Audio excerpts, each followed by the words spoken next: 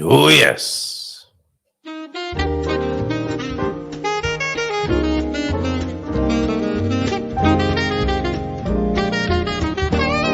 dia, Portugal! In Portugal, there's a YouTube show full of fun facts you need to know. Carl rings the bell and the members show to the GMP morning show.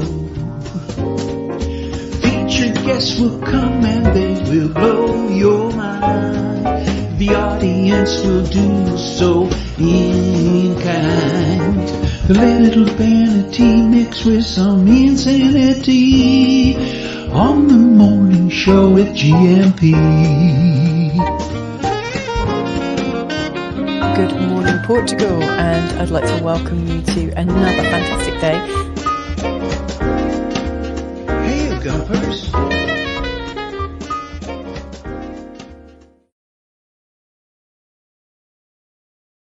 Monday Carl Munson here with Good Morning Portugal show, live stream and podcast. How are you this morning? We had a very nice, busy weekend here.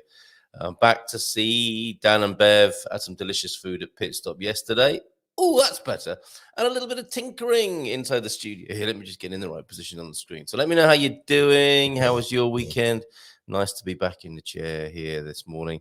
James, of course, joining us for a bit of Mindful Migration Monday. That well, I was going to call him an ex-psychotherapist. He has previously practiced as a psychotherapist, but also a hairdresser. So he's how do we put this? Not messed with, because that's not a very nice way of putting it either, is it? But he has tended to the inside and the outsides of people's heads. He is, of course, an American living in Ericeira and is very happy to help you with any insights moving to Portugal from that more a psycho-emotional point of view. Talking of and at 9:30 we've got Bob and Viv joining us from those Coloradans who are in Pontalim up there in the north of Portugal as well. And at 10 on the Iberian FM phone in, we've got the wonderful Benjamin Stubbs, who for the last couple of weeks has given us a couple of tips free of charge from his new book, the 30-Day Happiness Boot Camp, and he's back again today. And let me just check in with him and see what he's got for us later on today. He's back helping us find happiness in tough times. That's his general agenda, I would say. That's how I see it anyway. And his tip today is send some love. So if you want to send some love, if you're already sending some love and you know of the benefits and you'd like to find out more, join us at 10 o'clock for the Iberian FM phone-in when Benjamin Stubbs joins us once more in the third of his 4 residencies. I'm sure there is a God Squad tip of the day as well today from Coach Jenner. There certainly is. Great to see him on Friday with Phil from the back of the camper van on the N2, touring the Portugal Route 66 in the southern part of Portugal. So lots of fun lined up for you this morning. Do let me know how you're doing in the chat as well. And you can send us a message on 913-590-303. It looks to me like a few of the wise men of the Gumpocalypse were already in position earlier this morning. Oh, yeah, Ancient Mariner's in. And he was in the studio with us yesterday when Mrs. M was doing her 6 o'clock in the evening on a Sunday, asking me about your chart show. She does a chart show, but astrological charts, not the pop charts, mate. I'm going to adjust my camera a little bit more. I can adjust myself, or I can adjust my camera if the software will allow me. Look, there we go. That's good fun, isn't it? Well done, Logitech. Excellent streaming camera there. Bon dia from an F-book user, a Facebook user, FU. Antonio F is in. Thank you, Antonio F, for joining us on GMP VIP as well. Doing a great job over there. Portugal Son Francis, Ocean Dweller Aviva's with us. T-Duck, morning, T-Duck. Yes, and those wise men of the Gumpocalypse in from the early doors this morning. T-Duck in from 7:54. So let's get cracking and to have a look at the deep thoughts, the Portuguese sayings, and the Quem Sabias for today. Deep thought: when you love someone, you love the person as they are and not as you'd like them to be, said Leo Tolstoy. Experienced a profound moral crisis himself in the 1870s, followed by what he regarded as an equally profound spiritual awakening. Who doesn't like a spiritual awakening in the 1870s and first thing in the morning, as outlined in his non-fiction work, Confession? So Leo Tolstoy today, and when you love, someone, you love the person as they are, not as you'd like them to be. That's asking for trouble, isn't it? That's one of those thwarted intentions, unfulfilled expectations. What's the other one? Thwarted intention. Oh, and unexpressed communication. The three upsets of humanity. I think when you love someone not as the person they are and there's the one you'd like them to be, that is fraught with disappointment, is it not? I think we've all been there, haven't we? Until we've perhaps mellowed and matured a little bit and have begun to do what Leo Tolstoy says this morning. Thank you very much for that. That is a deep thought. Thank you very much indeed. I'm not sure. Talking about loving first things in the morning. Thank you, Michael Bliss, up in Porto, who sent me some American advertising. Anyone know about Boner Billy's famous hot dogs? If you do, that will provide enough context for me to show the rather near the knuckle illustration that was sent to me by Michael Bliss about Boner Billy's famous hot dogs. Anyone ever had one of those in their mouth? A Boner Billy? It's even for me that was a bit near the knuckle, and I suspect knuckle is one of the ingredients of a Boner Billy hot dog. They do put some interesting byproducts of the meat industry in those hot dogs, don't they? sometimes not. I think they were way ahead, perhaps, on the early vegan products, weren't they, with hot dogs and certain cheap burgers and sausages. T-Duck continues then with a Portuguese saying of the day, which is "A mentira tem perna curta." The lie has short legs. That's a good one, isn't it? Yeah, might get you out of trouble momentarily, but won't get you very far. The lie has short legs. A mentira tem perna curta. I hope you're saying that at home. Good chance to practice your Portuguese and build your vocab. Quem sabia then? Portugal was once a rich country, but lost most of its wealth through a series of events in the 18th. Sounds like a country that went to the casino and couldn't kick the habit, right? But lost most of its wealth. Regained quite a bit, did it not? In the Second World War, where Salazar, I think, very wisely remained neutral and was just selling stuff to all sides, I think. If my memory serves me correctly in my history of Portugal in the Second World War. Anyway, in the 18th, 19th, and 20th centuries, a lot of the wealth, the previous wealth, was lost. Maybe it was obscenely wealthy back in the day. The destruction of Lisbon in the 1755 earthquake, occupation during the Napoleonic Wars, the independence of Brazil, its wealthiest colony in 1822, and in 1910, a revolution deposed the monarchy, and for most of the next six decades, repressive governments ran the country. Yeah, I wonder though, it's very interesting, isn't it, when you have a wealthy country, how much of that wealth was enjoyed and shared by the people of the country itself? Did the Portuguese people feel wealthy? I wonder. There are countries around the world, aren't there, that give? Is it Alaska that gives people a share of the wealth, the oil wealth that comes from Alaska? And there are other countries, of course, aren't there, that give the people money. Don't just take money from people, but give them money, because there's so much of it about. Thank you very much for your dad jokes as well. I think there are. Oh, okay. One of them's a punchline. Thank you very much for that. Let's give you a taste of one of them now. Why can't humans hear a dog whistle? Because dogs can't whistle. That's the timbre and the quality that's upcoming for the next two later on today, which I'll share with Bob and Viv and James and perhaps Benjamin Stubbs later on as well for the Iberian FM phone-in. Bon dia todos from Ian Turner. Bon dia todos. Off to wrangle with the granddaughter this morning, and then first competition of the season this evening. See if the legs still know what to do. Oh, you're running tonight. A nice one, Coach Dinner. Well, good luck with that. Excellent stuff. Good God score tip of the day. Then we looked at energy systems last week. So we're covering rest this one. Recovering then, perhaps. Some people find exercise addictive and never have a rest from training. That's not healthy. Yeah, I can't say that I've ever been that person.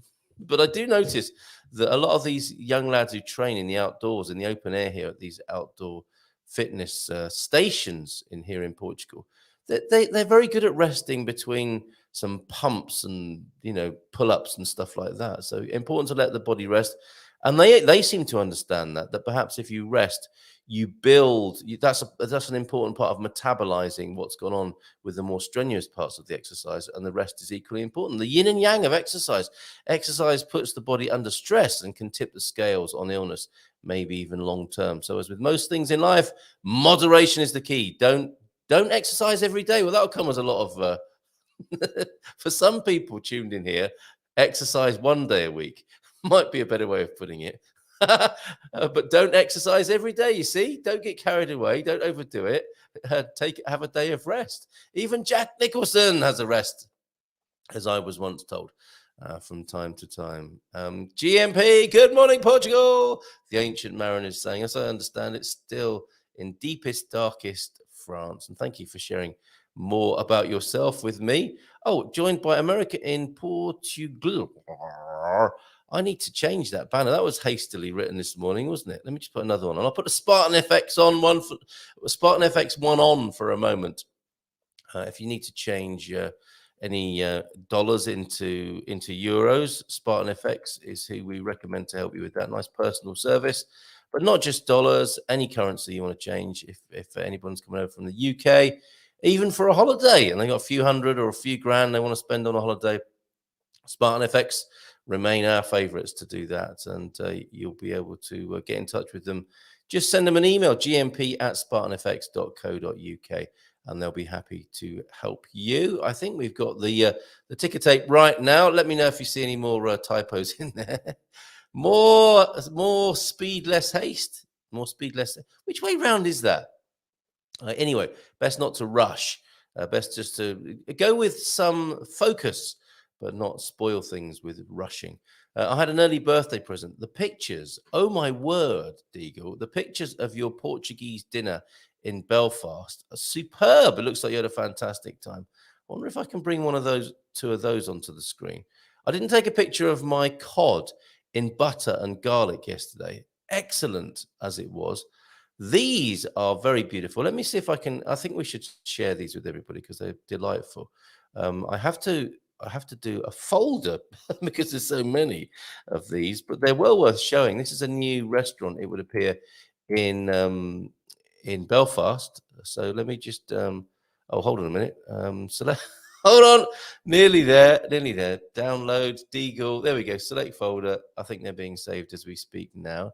So it would appear there's a new Portuguese restaurant in Belfast. And let's see if we can bring some of their creativity onto the screen now. So you enjoyed yourself then, Deagle. Had some fun there yesterday by the look of it. Was that an early birthday present as well, you were saying? And just a few sleeps. 134 sleeps till you're back. Early birthday present. Went to Portuguese-themed menu in Belfast. 6 by Nico. Wonder why it's called that. Only problem, I was eating Portuguese style food in Belfast, not Portugal. Well, let's have a look at it now then, shall we? Something poached there in a tomato sauce with some cheese on top and a sprig of fennel, I would guess. And then some nice prosciutto there. And what have we got there? Are they sardines on the plate as well? That's an interesting combination. If that's indeed what they were. Olives, tomatoes, mozzarella, I can see there as well. Maybe not some mozzarella, maybe some Portuguese cheese there. And a regular and vegetarian food, it would seem, a 6 by Nico. And what does he do? Did he put 6? Does Nico put 6 dishes on a day there? 6 specials maybe. That looks like a croquette, doesn't it? Of fish or meat there on a rather nice stroganoff-y sauce, and a nice piece of cod, I would say there. Seared to perfection, seared and smeared on the plate there, and a nice dessert to follow. This is some good-looking food here. That looks like a bit of cheesecake, but I may be completely wrong with all of these. And another dessert there. Nice earthenware too. Very nice indeed. Thank you for sharing, Deagle. Beautiful. So shout out as well to 6 by Nico, the restaurant, Portuguese-themed restaurant in Belfast. Great stuff. Thank you very much indeed for sharing. Much appreciated. Okay, let's go back to the comments, see what's going on over there. And T-Duck says, Deagle, I loved the dog joke. Yes, the one I read out. I laughed, a big chuckle. Can't wait to write in my family WhatsApp chat. Oh, that's nice then. Quite rightly so. The dad jokes being recycled again and sent to a family WhatsApp chat. Isn't that wonderful? People have family WhatsApp chats and they're taking material, T-Duck's material, and it's making its way around the world. I think T-Duck should get some sort of recycling award there. Green humor. which is the colour it turns some people's faces. Some of those dad jokes are so old and cheesy. One can end up a little bit green in the gills just hearing them. Bon dia, Gubbers, from Paul Simon's inspiration for slip sliding away. Is this a bit of a clue to what he might be talking about in about 13 minutes' time? The nearer your destination, the more you slip sliding away. Could that be it? Could that be what he's talking about with his mindful migration insights this morning? It's a truth, isn't it, about life? You know, you think you're getting there, whatever there is. And then by the time you've got there, your ideas might have changed or you've got a new there. Ocean Dwellers in as well this morning. Hola, bon dia. It's time for coffee. It certainly is. I've got a cup of tea here. Let's have a quick sip. Oh, my word. I do need to get some stronger tea bags, but that's nice. That's really nice this morning. Thanks to Dan and Bev. Delightful then. She's really taken the bacalhau, the Portuguese codfish, and run with it. The buttery, garlicky codfish that we had yesterday with rice and a nice salad. Beautiful dressing. Nice dressing on there, Bev, as well. And we had some of Dan's fried chicken. Kids love that. Again, fried chicken and chips. And Mrs. M especially liked the mac and cheese on the side. Really nice. And great to meet a couple from Chicago there. Our kids played on the bouncy castle. And we had a lovely time and a few drinks yesterday at Pit Stop. Quiet one at Pit Stop yesterday. No live music, but great fun, great food, and great company. Portugal's sun is here. Bom dia a todos. Feliz Semana Novo. Starting it right with liking that smash button. Can I do that from here? I'm not sure if I can. Who's in then this morning? Most people on YouTube and one person on Facebook. Is Facebook worth the trouble anymore? I really don't know. I'm loving it. We've got our own private social media platform, basically, the gmpvip.com. And it's great. I mean, it's focused. It's about what we want to talk about. And there are resources there and there's a calendar. And, you know, you can say what you want and we can chat there without all the... without being dragged into looking at those shorts and reels. Oh, I've got a short for you this morning. I don't know if this is going to go viral. You know, Antonio F's Calzada video. That became. I put it up onto the YouTube channel, and it became. It got some wind beneath its wings, and it's had over 2,300 views on that. I'm hoping this one will go the same way. This is me and Mrs. M puffing and panting in the kitchen. No, not what you think. But this has some viral potential, I think. Does anyone know what abre facil means? And has anyone else struggled with the ocean stick wrapping? You'll see what I mean in just a moment. Some of this packaging in Portugal, it says easily open, doesn't it? Or convenient. Two things. Easy open, no, big fib. And resealable, kind of, not entirely. I mean, why? But I mean, we know packaging is temporary. We don't expect it to be easy to open because we want it to keep our food fresh. Hence, it might be a little bit difficult to open. It might need a pair of scissors. But don't pretend it's easy to open or that it reseals in any useful way without what's inside there going a little bit hard around the edges and curly. You'll see what I mean from this, perhaps.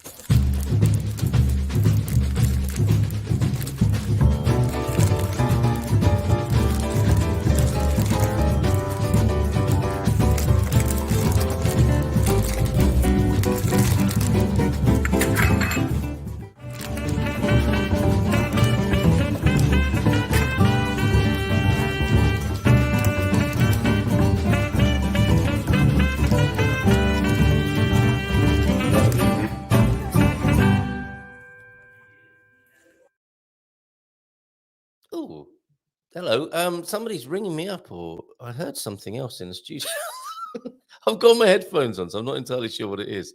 Is it Jazz FM that I was listening to earlier on? Or did I phone somebody and they've been hanging about at the end of the line for the last 20 minutes or so?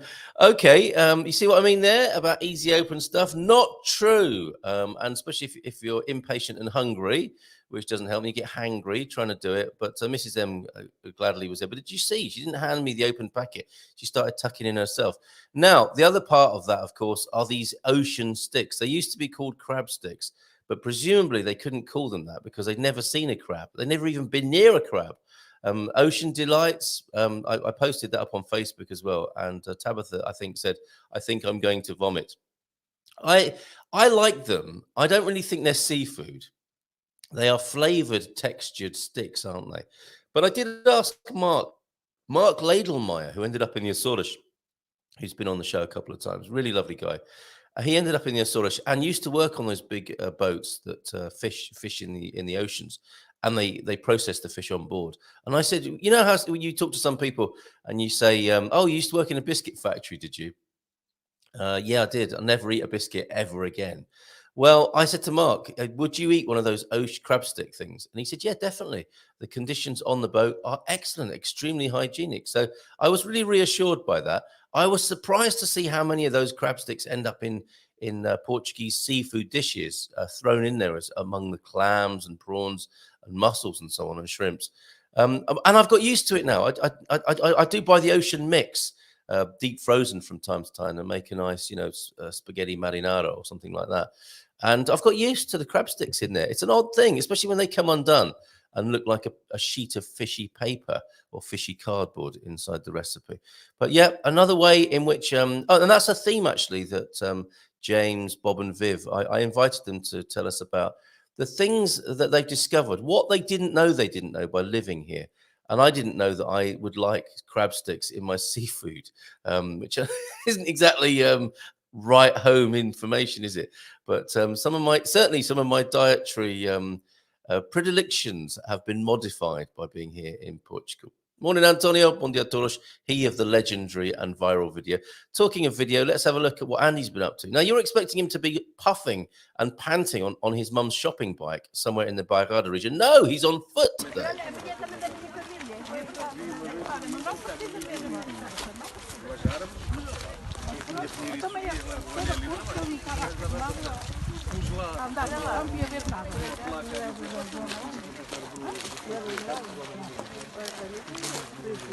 So we're going to walk the enfant the bushes. And afterwards we've got a lunch and a party in the afternoon.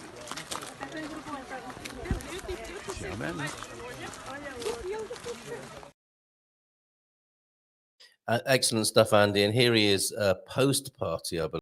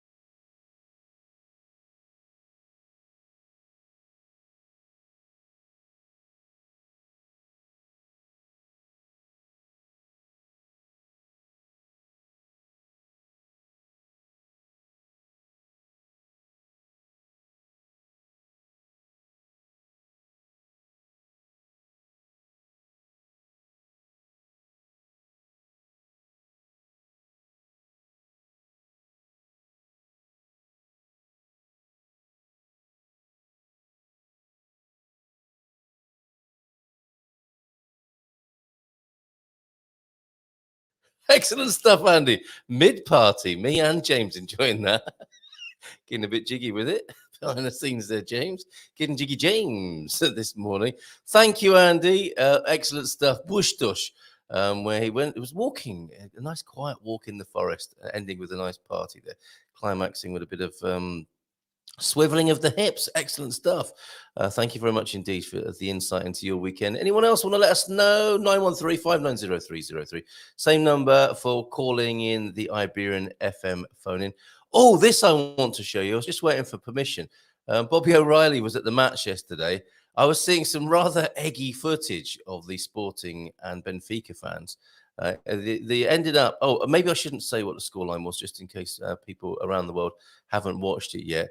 But some amazing video that's come from the Alvalade Stadium, where I think some fans got into the wrong part of the ground. So some of the afternoon, evening's entertainment was marred a little bit by some overexcitable fans. It's horrible seeing that aspect of it. But check this atmosphere out at the Alvalade yesterday. Sporting and Benfica in action.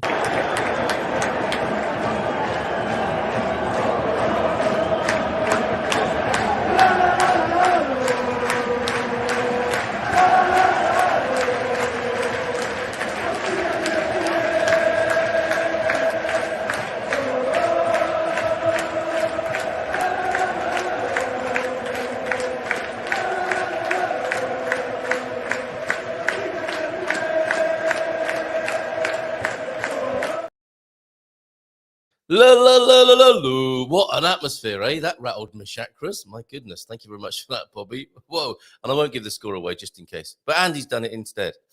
Thank you, Andrew Gilchrist. Trying to save people from that result just in case. And we still want to watch the FA Cup final somewhere here in Portugal. Andrew, do you want to host that? Yours? We've got people coming from the Algarve. We've got people coming down from Ponte Lima. Looks like Lisbon would be the perfect place to meet and watch the FA Cup final of Manchester United. So as you saw the Lisbon derby there, Sporting and Benfica. The FA Cup final of the UK Footballing Association is Manchester United versus Manchester City.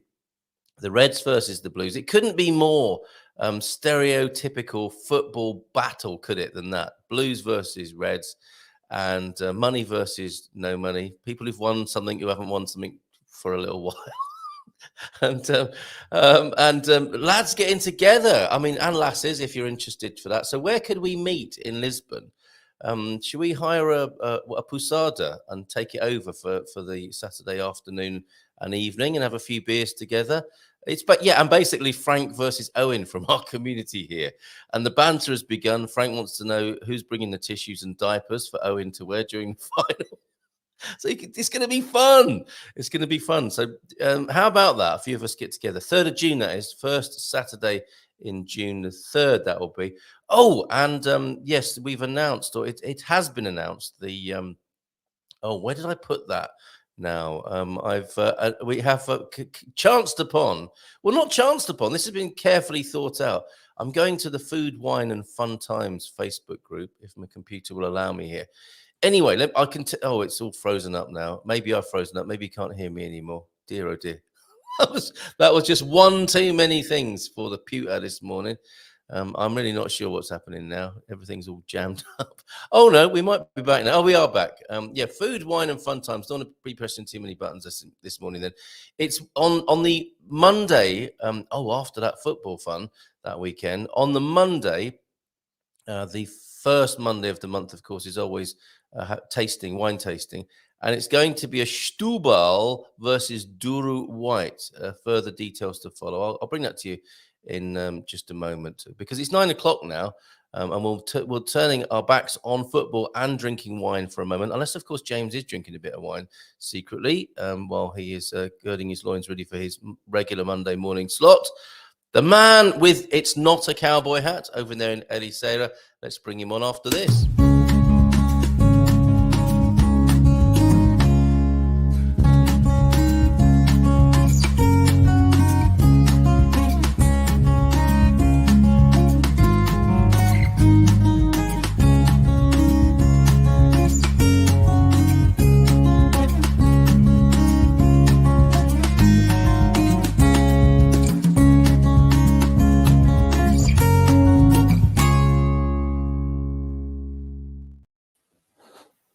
Bom dia! Bom dia!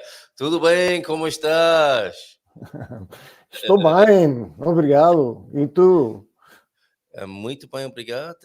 Boa comida, ou pit stop, Louisiana style.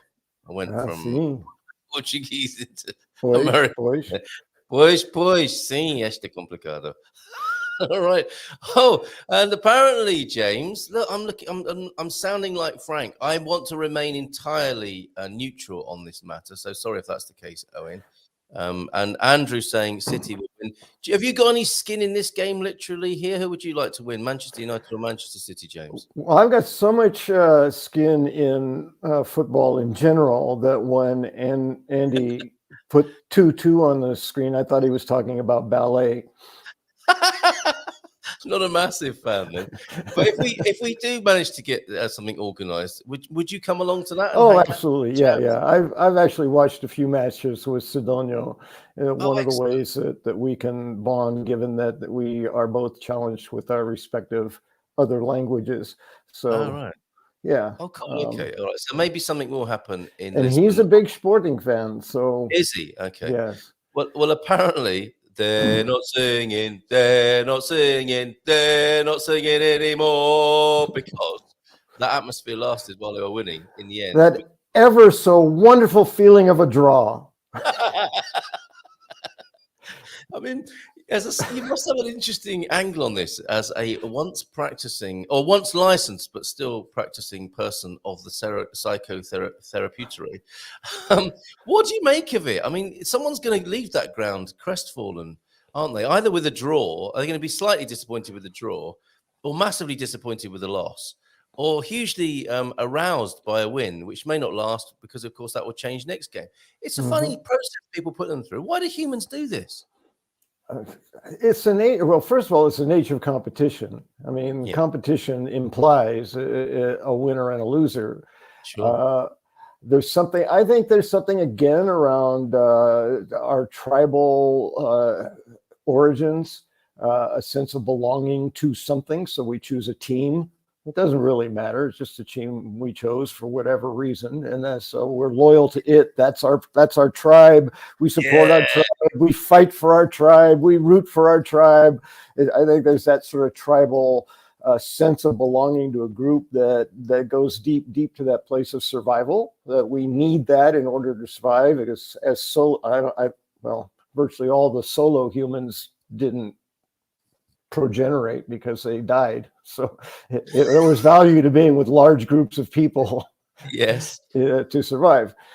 So there's that aspect of it. And then I think there's that we talk about alphas with packs of canines and other animals. And I think there's that as well in humans, and the sense of being the best, the challenge of being the winner. I'm the boss, we can rule, those kinds of feelings that come from victory over your enemy or your potential challenger or whatever that may be. I think it all boils down essentially to survival. These are modern cave people that we've got now filling stadiums.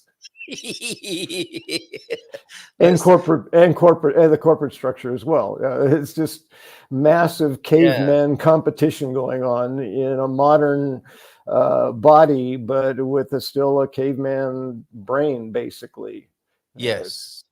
And I suppose the marker of our civilization is that preferably no one gets killed in the stadium anymore in the way that they might have done back in the day. Well, I think the places that have decided that alcohol and sports don't mix are actually evolved states of mind. Alcohol and sports don't mix.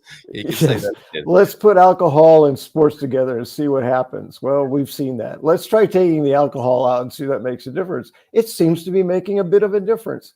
So we're slow learners sometimes, aren't we? Yes. I love the ground, says Pete. We've got a lot of comments to go back on here before we find out what you've been thinking about this week, in this last week since we saw you. But Pete loves the ground there at Alvalade, but it does serve the worst beer I've ever had in my life. That's because it's 0% alcohol, isn't it? And I always end up at the Massive Mental Asylum around the corner. That's a funny name for a pub, isn't it? The Massive Mental Asylum. But it does describe the behavior quite well, possibly, doesn't it? It's like a pretty descriptive name. Right. Andrew's guessing, that City will win that. And Man United will lose, says Pete, a bit like the certain knowledge that Arsenal will throw away their lead and win nothing. Go Blues, says Joel Denot, who's well up for this as well. And I bet you'd suit a tutu. I think that's for both of us, because we were both moving, weren't we, when that music came on? It didn't take much for our hips to come into action, did it? Yeah, no, that's great music. There's something really about that sort of Latin influence, rhythm, and movement that just I can't sit still to. So, James, look, agreeing with you as Antonio F here. We usually say you can change religion or wife, but you can't change your club. It's really like a tribal thing. But Perfect. We didn't rehearse that, by the way. You didn't just put the scent of a woman in there, and we're lost to our primal past. Yes. Have you chosen a club, or have you resisted? Well, because I had no real affiliation with the sport in general before I got here, I've just kind of, and it's how we assume our tribes, isn't it? It's what we're born into, or what we're pulled into, or what we're accepted into. And Sidonia was a big sporting fan, so it's like, why not? I'll choose green. Well, doesn't really make a difference to me. Red, green, blue. Vamos, green. Why not? The first time he told me that, because I was asking him early on, I was asking him, well, what are the big professional clubs in Portugal? And he said, Benfica, Porto, Sporting, blah, blah, maybe those three. Yeah. And I said, there's a club called Sporting? Like, that just made no sense to me. Isn't that what they're doing? They're playing a sport. So that took a little adjusting. It's like, okay, now I got it. Or maybe there are some cheats in the league who are called unsporting. Maybe sportsmanlike. Yes, ungentlemanly available, Yes. for example, comes to mind. Yeah. Those are probably the name calling aspects, the adjectives for the teams. Yes. Yeah. The cheaters. Okay. Sporting for you then. Let's ask Bob and Viv when they turn up. They're probably Porto fans, aren't they? Their nearest biggest team. Bom dia a todos. Beautiful day for the Wangers up there, and we'll hear from them in a little while. Bom dia from a Facebook user there, and Portugal Sun. Very pleased to see you. And vice versa. He's on his way shortly. I think we're down somewhere below 40 days at this point. Amazing. We love that. We're cheering you on from this side of the water, Francis. Bom dia, watching from my bed. Problemas nas costas. What's happening there? He's got a problem with his costas, but perhaps I wonder what that means. I'm not sure entirely. Rain, let us know what's happening with your costas there, Owen. And we would collectively say to you, of course, as Antonio is, Ash melhoras here. Get well soon, mate. And was it that walk? Did you ever do it? Because you were out on a beautiful walk, judging by the pictures that you were posting on Facebook. Excellent walk. A 9K, I think. So maybe you've got some achy and twitchy muscles there. And the lactic acid that we were talking about with Coach Turner is still in the body. It needs massaging out. Rain and thunders in central and south Portugal for today. Yeah, there are yellow warnings, aren't there, with the weather? Bom dia, pessoal. And so it begins. It's so funny, that phrase, isn't it? Where's that first from? Is that from Game of Thrones or Lord of the Rings or something? And so it begins. It may even go back to Shakespeare, for all I know, or even farther. And the game begins. So it begins. And so it begins. Off we go. Yes, yeah, and then in the beginning, of course, goes back to the Bible. Yeah. Where can I find a video explaining how to place events on the Gumper map? I will find that for you. In fact, I'm going to write a note for you now. There's somebody who may be challenging Bairandi's supremacy. Talk about alpha male. He's the alpha male of the Gumper map world.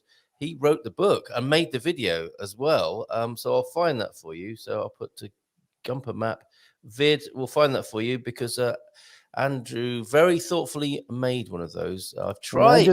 I just fumbled through and figured it out.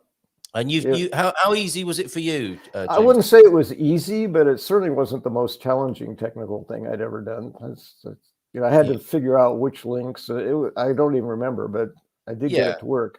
It is a bit kind of nerdy, geeky, as in not intuitive at first. But like with all of these things, once you know how and you get in the habit, it is very straightforward. But it's just knowing how in the first place. On some peer-to-peer kind of what do they call it? Open source. It feels like open source software that Google are very kindly given to the world there. And then you do it so infrequently that every time it's like the first time. It's exactly. great. And that's why we recommend doing it every week. Okay. So if you can post up, you see, we are answering a complaint, a cultural complaint here.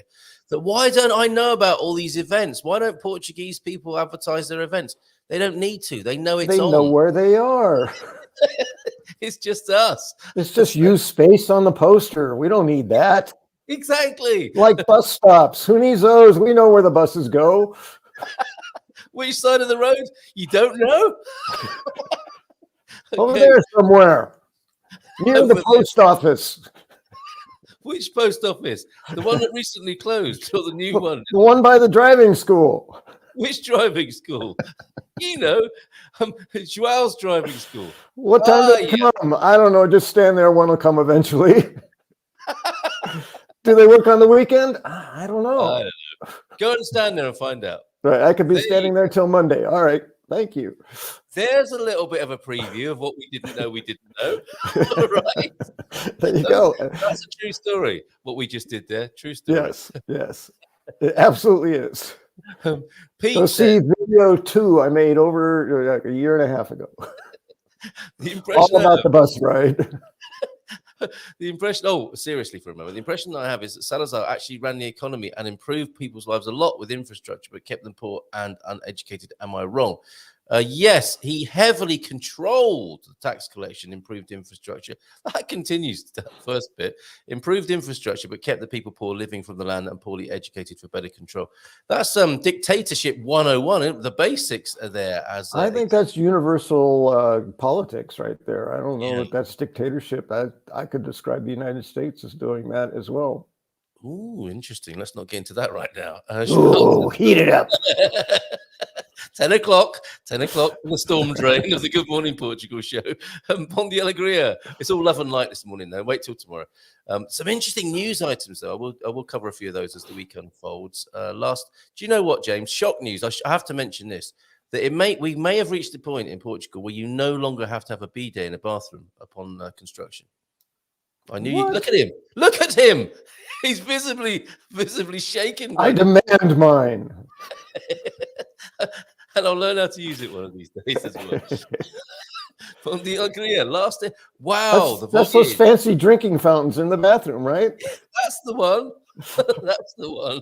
It really hurts your back though sometimes, doesn't it? Yeah, it's a strange way to consume water. Last day of voyage portion of our journey in Bergen. Look at this, land-based for the rest of the week, topped with a nice visit with fellow Portuguese friends, Kathy and Tor. Yes, I saw Tor. He was at the meetup last week. He gets about then, doesn't he? I do give him my best. Yes, up watching the sunset near where their place is here in San Martino de Porto. Beautiful sunset. This over this weekend. There's one every night apparently though. Bon dia, well done. Good time to be in Norway, no, or whatever weather-wise. We wonder. Antonio F is asking there. And a bit like Sunak. Oh, there you go. Comparisons being made with politics of today, but without improving the economy. That's kind of sad, isn't it? That really is an indictment. Reminds me of that, except for those things. Yeah, democracy is going so well. At least you can complain about it though, and then in whatever another 20 years' time, maybe get a different party you can complain about. Deagle, I'm so sorry I didn't try to meet you when we visited Belfast. I didn't realise the opportunity until too late.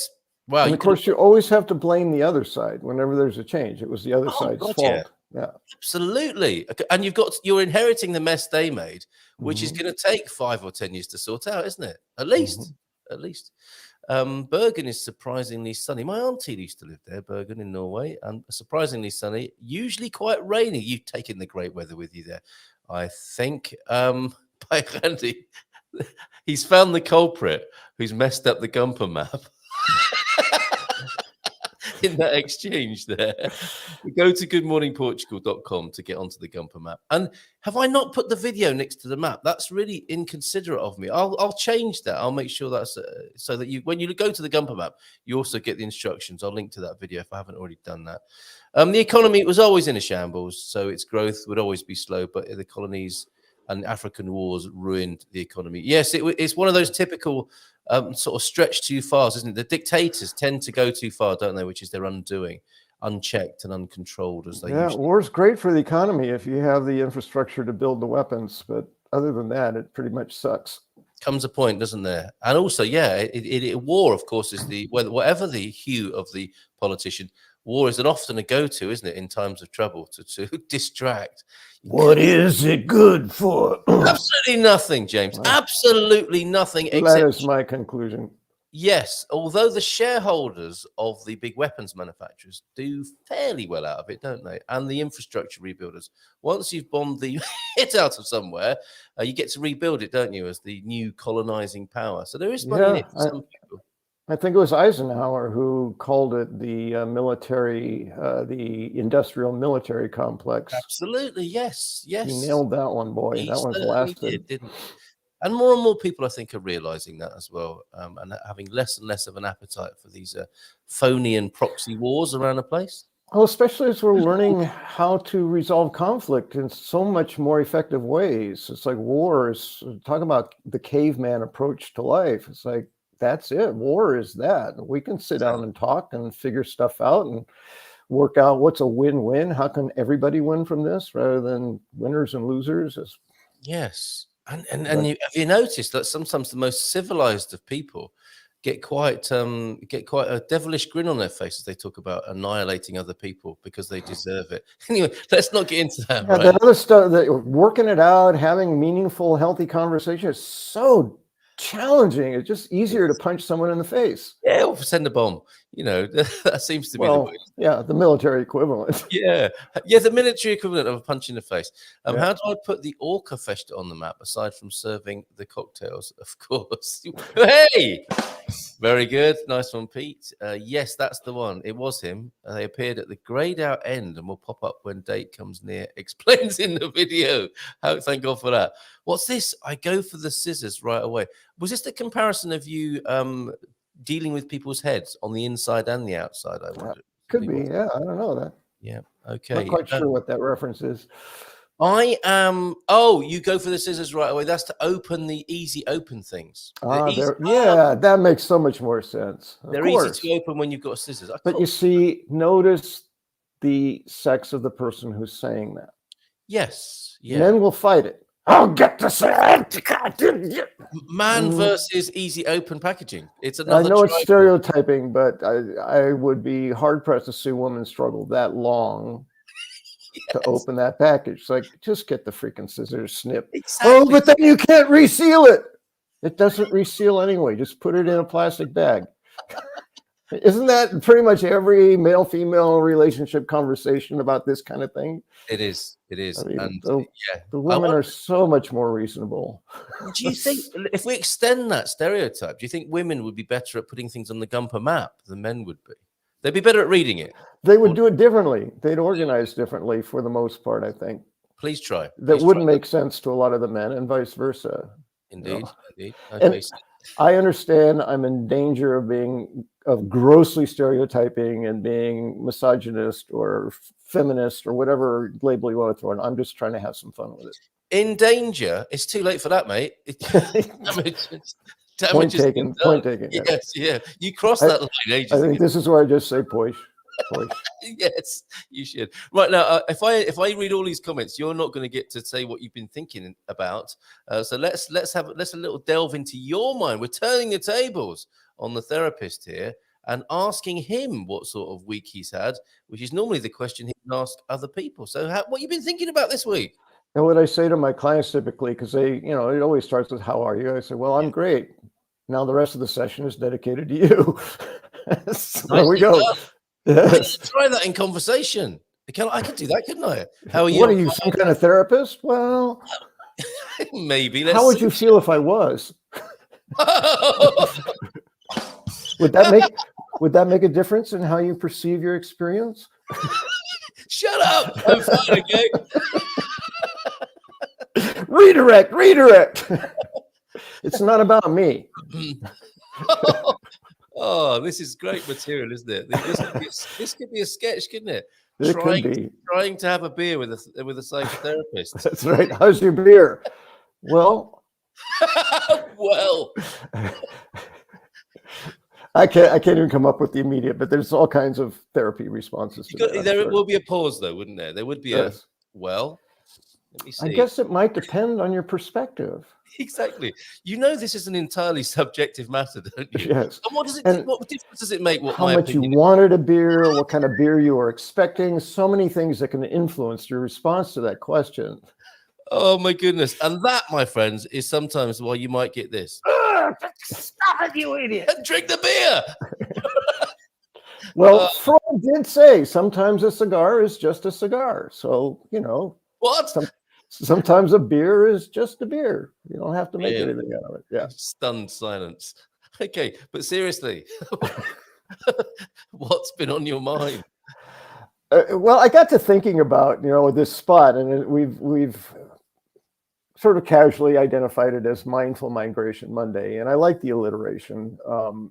And sometimes it doesn't feel like it's being all that mindful. We're just, having a great time chatting, which is fun. And mindfulness lends itself to virtually everything. So it's not a hard turn to get it back on track. But I was thinking,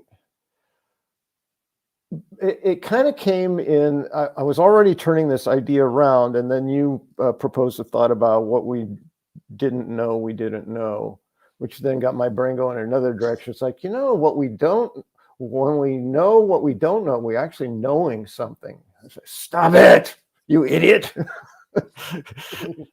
But on that track, I got to thinking, in terms of mindful migration or immigration, I was thinking about my own experience, which is often where it comes from. And it came up with this another alliteration of intentional immigrant, which is a very mindful thing. And I've addressed that briefly a few times around, but I got to thinking about, what does it mean to be a mindful immigrant? And I thought about things. I thought about what's my impact on the economy, what's my impact on the culture, how am I coming into this new thing and changing the chemistry? It's going to be what it is, but I introduce me into that, then things shift at least immediately around me. So if I'm going to be mindful about it, then I'm going to want to make conscious choices about how I am as a new resident in this place. Yes. And that goes back to the entitlement stuff that we talked about before, yes. which is funny and not, but there's this sense that we do influence, and everything comes full circle for me all the time. So it goes back to control. What do I control? Nothing except my thoughts, my words, and my actions. That's what I control.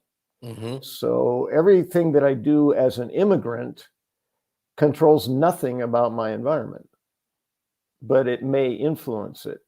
And I got to think, well, what is it most likely to influence? And it's the dreaded other people's opinion of me. Yes. Right? That's what my actions will influence, my actions and my words. My thoughts, unless people are mind readers, are probably not going to influence others too much. So the work that I've done for myself, given the culture I was in and familiar with and grew up with, was screw them. Your opinion is none of my business. Your opinion of me is none of my business. I don't care. But coming into a new environment, I find that it matters more because of my intention for me. The thing I do control is me. My intention for me is to be friendly, to be welcomed, to be appreciated, and then to be all those things for my host country, to be respectful and appreciative of the culture and the people and so on. So a mutual beneficial relationship is more or less what, in my mind, I want to do. And I think when we get to the entitled part, those people don't strike me as being particularly mindful. Entitlement I don't see where there's a connection to mindfulness with entitlement. Yes. So and it goes to that energy that we've talked about, that sort of pushing back against the people of the culture that you're from. It's like, especially when they're representing what you're trying consciously to not appear to be, or even to actually in reality be. Please don't see me as that. Yeah. You know, The that's sort of not. the reverse shadow xenophobia, I suppose. Yes, yes. And my intention is to, well, my intention isn't to not be that. My intention is to be this, which is not that. Yes. Right. So there's I guess the fear, I mean, it's all connected. The survival piece, the reptile brain that says must survive says, where's my tribe? And it's like, this is my new tribe. Please don't have them think badly of me. I need to survive at some level that makes no rational sense when we're in the moment. But I think that may be part of the explanation of why we have those kinds of reactions. At any rate, what I realized is that even my influence is, not even a drop in the ocean. Like, my influence over the nation and culture of Portugal and the Portuguese is going to be basically nothing outside of the scope of my immediate relationships. There, I acknowledge there's influence in that, but outside of that, probably not. Does that change the fact that I don't really need to be mindful about it? And for me, no, because for me, world change is dependent on individual change.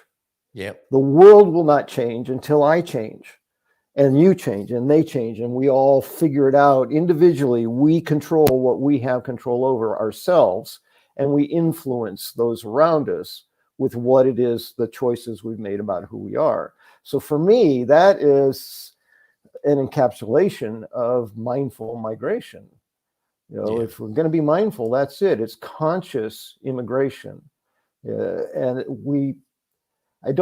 sometimes I don't think we're aware, again, maybe what we didn't know, is that we have that kind of a choice. Because when you grow up in your culture, it doesn't feel like you're choosing how you're going to be in that place. You just sort of grew up to become whatever you became until you become mindful. Then you can make some changes.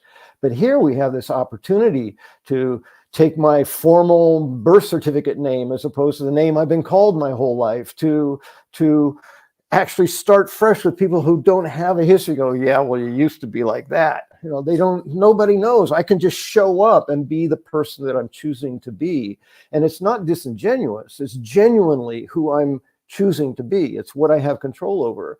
But I have this huge opportunity to be that, all of that, and everything I create from this place forward. And it's not founded on anything that's come before. And for me, there was tremendous liberation in that. It's like, I am free of any of the burdens of expectations of who I used to be. I can just be who I choose to be now. There's real freedom in it if we're mindful about it. Yeah, absolutely. And I suppose another way of looking at it is that every day, wherever we are, everything's made up, isn't it? But we tend to fall back into the ruts that we've made for ourselves, or that others have prepared for us, namely society and family. It doesn't have to be that way, but we've created that way, and it's easy just to pour ourselves into that, isn't it? The moment we open our eyes. Yes, absolutely. Yeah. And there's actually a psychotherapeutic approach called the narrative approach to therapy. Yeah. And that's all about the stories that we create, the stories we tell ourselves. Yeah. And we convince ourselves that it's not a story because we get so familiar with the story that it feels like reality. So we call it reality. Mm-hmm. But it was started out as a story somewhere, and then we added evidence to it, that confirmation bias, more information that supports it. We had people around us who sort of were the genesis of that story for us, who continue to repeat that. So it becomes this thing we call reality. We don't realize I can just pick up another book. I can start writing a new chapter. And in essence, this immigration is the opportunity to start a new book. Exactly. That's the blessing, isn't it? To be in a new culture and unencumbered possibly by those stories. We have more of an open page, so it's a blank page, don't we, than one that it's a blank page rather than a user guide. I guess where we grow up is you open the book of your life and there's a kind of user guide there. Be like this, be like that. This is what people expect. and then you have Darren, saying with this open book, look, I've made more new friends here in 2 months than I made for years in the UK. I made a conscious effort. Conscious effort. There you go. Mindfulness. Absolutely true for me too, Darren. It's the same thing. Yeah. As an beautiful. introvert, I had 2 or 3, maybe 4 very close friends who were pretty much the only people I really associated with in any meaningful way. Yeah. And I have said in the year and a half that I've been here, and actually it was much less time than that, less than 12 months, I have more friends at one time in my life than ever before in my life. And the conscious part is it, making choices. That introvert that would tend to just want to stay home and not say anything. So you're in a new place. You don't speak the language. You need to get familiar with where you are. You need to go out. You need to connect. And again, so many kudos for this community. I mean, of the 10 or 12 friends that I consider close friends now, I don't know how they consider me, but I consider them friends. All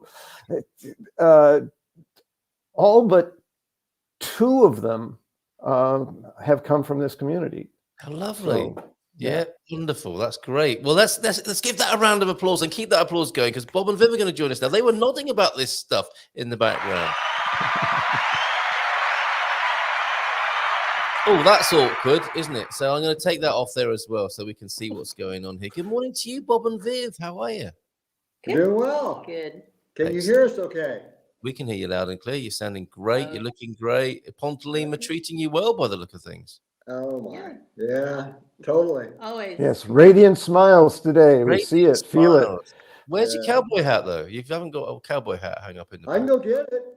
Of course you can. Maybe you should, Bob. Show them what a real cowboy hat looks like. Because that. Right. All right, that's Yeah. yes. It's a real Stetson. A Coloradan with a cowboy hat. Now you'll see a cowboy hat. Can I And he ask? has the boots to go with it. They're I'll bet. The only thing that isn't there is the horse, I'm thinking. Yeah, No, no, that's horse. outside. But now, this cowboy hat of Bob's, is it hung up on the bedroom door? Is that why it's not in picture? No, it's in this box up on the bedroom shelf. Oh yeah, yeah. The So, boots we are put the it boots in the box because too? if you don't, it loses its shape. So The cowboy box. There you Oh go. wow! There you Yes. go. That is a proper cowboy hat.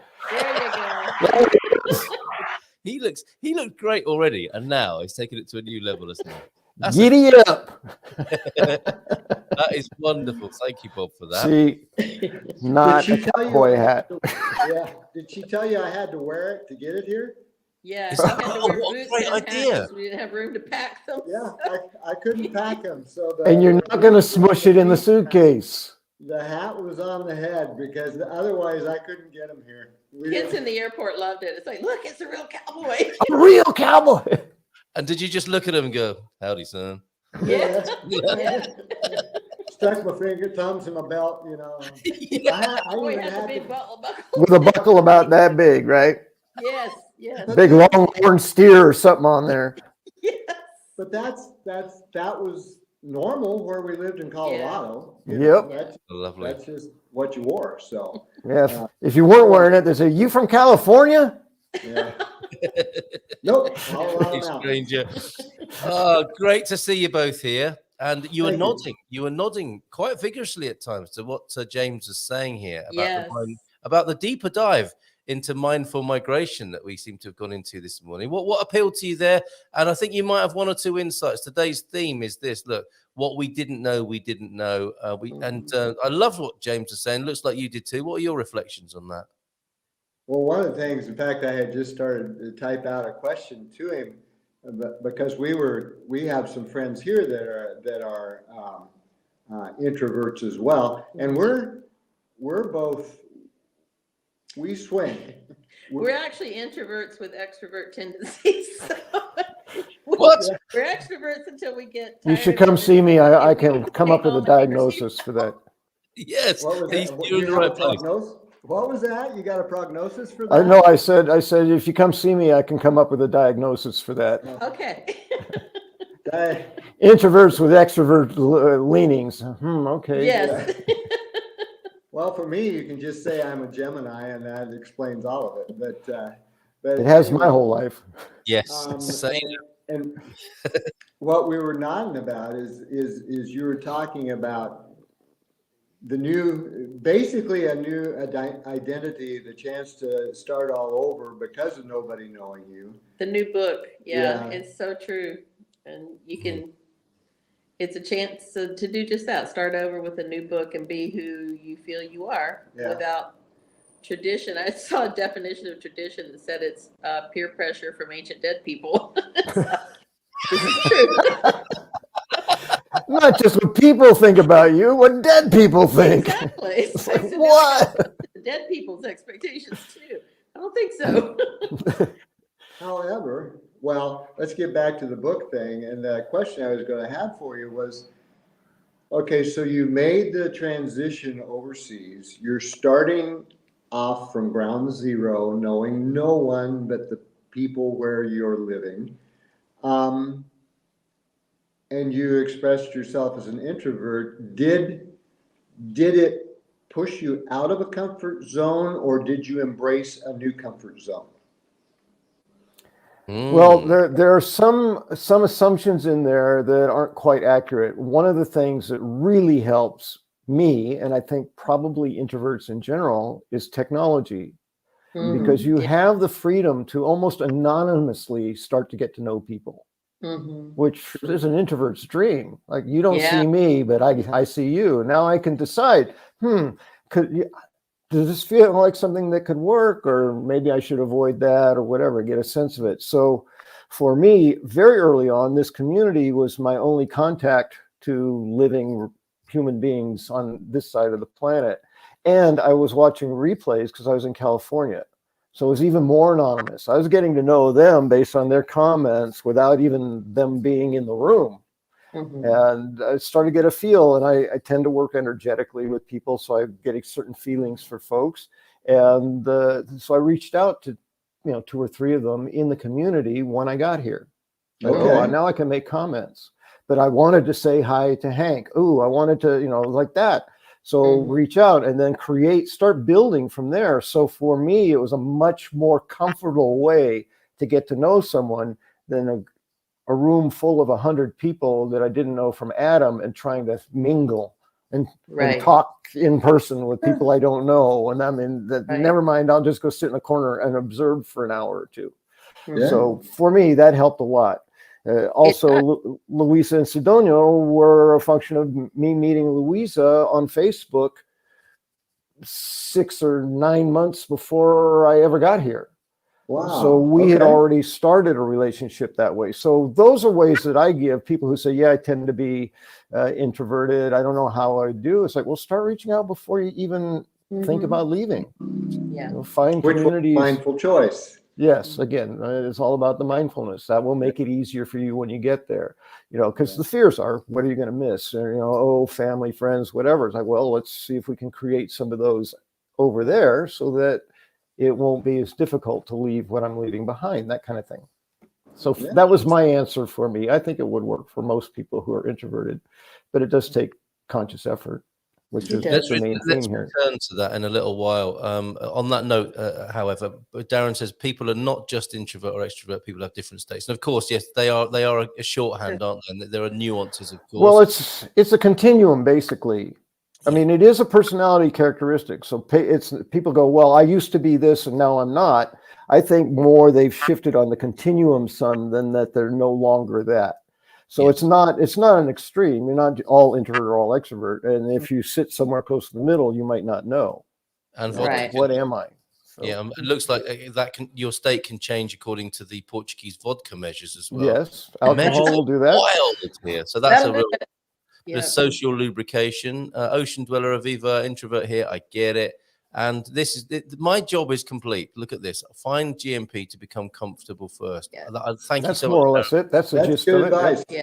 Beautiful. Thank you. And Sir Lion H, I saw some of your Facebook postings about some of the cultural business that you're promoting up there in Braga. Please share with us. It looked fantastic. In my point of view, most expats don't socialize much. I find Amazing when we go out to lunch, they eat and leave. No one in Portugal does that.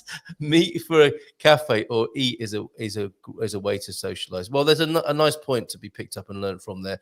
Thank you, Sir Lion H, on that. Really appreciate it. And it depends too. If they're Portuguese, you might not do that because you're uncomfortable with the language and you can't communicate. Even if you want to stay and have a conversation, you just don't have the competency to. And you know, if they speak your native language or English, which is the default, you know, I don't know why you might not engage there. But as an introvert, I would not be inclined to engage strangers.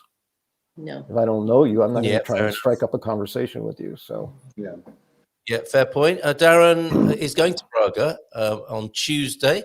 So maybe there's another GMP friend you've made there. So Lion H will be able to point you in the right direction and even talk to you after you've had lunch together. Even that. And during as well. Who knows? Who knows? Brilliant, Darren. Okay, these other matters of what you didn't know. I mean, you can't. It's impossible, isn't it, to learn things from being in the culture without being in the culture. And I just thought that would be an interesting thing. You know, part of what we do here on a Monday, I think, like you did, James, this is watched by people in all around the world afterwards. Most of our views are after recording rather than during. And I think people are making friends, picking up information. And I thought it'd be lovely to sort of throw something into the time machine. This is what we didn't know until we got here to share with people. So, Bob and Viv, did that question stimulate anything interesting from either of you? Yes. Yeah. We learned, well, one of the first things, we were actually a little slow to this. It took about 6 months. We learned we had to stay up late or we were going to miss half of what goes on, most of what goes on, actually, entertainment wise. So we completely changed our sleep patterns, and we stay up late now. And during the summer, especially to see everything that's going on, we learned that we could stay up late past midnight, not turn into pumpkins, and we could sleep late in the morning. It works. So. One of the prime examples of that is we had some folks staying with us last summer who are literally world travelers. They live in the northern hemisphere in the summertime, and in the southern hemisphere, you know, in the winter they like stay hot warm. weather. They stay warm, and so basically summertime all year long for them. Yes, it is. Yes. And so they caught us one morning and said, "Hey, did you catch the World of Dance last night?" "Oh no, we were going to go to that." When is it? Last night. Over. Last night. We were in bed. So we ended up driving, because they were telling us how fantastic it was.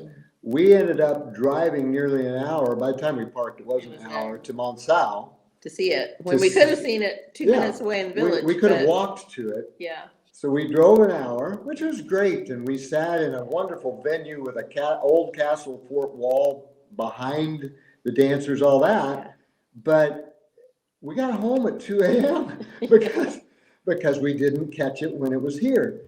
And so that is one of the major culture shifts for us. Yeah. And you have to wade through the Portuguese to find out what's happening where you live, but it's well worth it because they bring in fabulous entertainment and social things and cultural things, but you have to find out about them and where they are. Yeah. So, but it's well worth it. And it took us about 6 months to learn that, but we did. So now we keep up. That's a couple of things. That's a couple of things there, isn't it? Is finding out about things. Oh, yes. Finding out about things and then adjusting your pattern, your biorhythm, your daily rhythms to suit the new Portuguese life. Yeah, right. Amazing. Okay. Anything else? Don't fight the weather. That was one of our first realizations and choices. You will lose if you do. You will lose. Yeah. There's no winning that battle. Yeah. Our initial house, and people need to be aware of this. So we had the rental arranged and all that. And hello, Saul. Had everything arranged, and we got here. Well, the property manager had not aired the house out for who knows how long. Months. Yeah. We walked in. It was in December, was cold. And the sheets were damp. Yeah. Oh, it felt like the sheets had just come out of the washing machine and been put on the bed. You know. Yeah, Yes, they were wet. And we were tired, so we slept okay. But we got a fire going the next day. I don't think we got one that night. Yeah. But anyway, The wood was wet. we very, very soon decided, okay, I'm going to do a mental adjustment. I'm going to breathe it in, reset for where I am, and accept that the humidity is real. And in a stone house that hasn't been aired out for months, it's going to stay real. Mm-hmm. And we actually, when we finally warmed up the place, it started raining inside from the condensation on the ceiling. Yes. Dripping from the ceiling. Yeah. Yeah. So Woke up one morning, how come my feet are wet? Because it had soaked through the bed. And so it was here and there. But it wasn't something, we chose not to get upset about it. Yeah. Because it wasn't going to do us any good. we learned what to do. Open the windows. Just keep a fire going. And put a it coat helped. on. It took a while. Get the air And then in moving. the summer, at the first heat wave, last May, I don't do well in heat. I don't like it, extreme heat. And that first night I couldn't sleep. It was so hot. So we learned after that one to use the shutters the way the Portuguese do. So we run around closing shutters on hot days, just as the sun's coming in that side of the house, opening them on the other, opening the windows, and we bought a ceiling fan and a stand fan, and it made all the difference. From then on, it could be 35 degrees, and I was comfortable. We also just would, we go to the beach too. we also would just go to the beach. It's like whatever we had planned that day, like it's hot, we're going to the beach. Yeah. And it's cool there, it's comfortable, even in that kind of heat, to just walk and sit on the beach. So that's what we did. Love Key it. phrase there. Beautiful key phrase. Do what the Yeah. Portuguese do. Yeah. Exactly. They Absolutely. know they've Go got figure. this stuff down. They've lived here in this part of the world for thousands of years. They actually have a way of And they living know here. what to do. Yeah. Right, I've got to let this boy touch a button here. He's trying to. Okay. So push your button and then go and find mummy. So which one are you going to press? No, not on the keypad. Exit. Push one. But Yes, I have got Solomon in here. Right, well done, good boy. You pressed the crickets button, which Mummy said was the World Economic Forum lunch on Friday. Like that. See you later, Solly. Yeah, this is wonderful. Thank you. And yes, do what the Portuguese do. Be Portuguese about it. That's Luisa's Yes. She gave us a hand. She sure did. well, And you know what? There is a weather forecast inside the continent as you walk in anytime, isn't there? What's that? Mhm. I mean, my hair brushed now as though I'm being pollinated with a paintbrush. Hair and makeup is there. Do you mind? Little colour. Walk into the continent and the clues are there, aren't they? The oil-filled radiators for sale at a certain time of years. The stand fans, as you said, there's certain times of year. Yes. The charcoal. The clues are there when you walk into continent. Yeah. About Right. what these people are going to be doing in the next few weeks. So Right. there. Thank you, And- Bottomford, for this. yeah. The dehumidifiers. Yeah, Yep. come out. We Buy a dehumidifier, whether you think you need it or not. Yeah. It'll Yeah. change your life. It will change your life. At least up here. And we have friends that were here clear through their first winter without, and finally bought one going into the second winter, and they're like, wow. Why I did had you? no idea. Amazing. Magic. Yes, it We is. tried to tell you. Yeah. So Yeah. So that's a couple of things. Thank you, Darren. Saying you need to carry cash. That's a good. That's a good Yeah. one as well, isn't it? Didn't know he'd need to do that. Of course, we have a world class electronic payment system that's linked to the taxation system here. However, not everybody is part of it, and it's good to carry. I would say at least 2 cards and some cash in your wallet, so you've got options. Unless you like a walk. And the Portuguese businesses are fine about it, aren't they? No time, multibanco. I'm so sorry, I haven't got any cash. Go to the machine down there. Yeah, we run into that. Yeah. Multiple times. Yeah, several times. Yeah. Go find a bank machine. And you don't have to leave. You don't have to leave a child or an expensive No. watch, do you? It's like, fine, come back with your money in just a minute. Yeah, we'll set your goods back here to the side. You know, Well, sometimes they let us take it with it. The mechanic let us Oh, drive yes. off in our car, and we hadn't Yeah. paid him because we didn't carry that much cash. Yeah. And it was like, okay, it's like, come back tomorrow, whenever, it's okay. Yeah. Isn't that wonderful? All right. Yeah. That's one of the delightful things here is the trusting nature that we find. Our general, even back in we were in the mountains of Colorado, and it's like people who trust you can be trusted. People who don't trust you, I'm going to be more careful. Very cautious. interesting. Need to be careful. Yeah. Yeah. Well said. Well said. And people are more than once I've ended up just bring it back tomorrow. Just pay me tomorrow. No worries. Yes. And it's the energy in that, I guess I would say. Yeah. In that kind of give and take, it is just phenomenal. Yeah. It really is.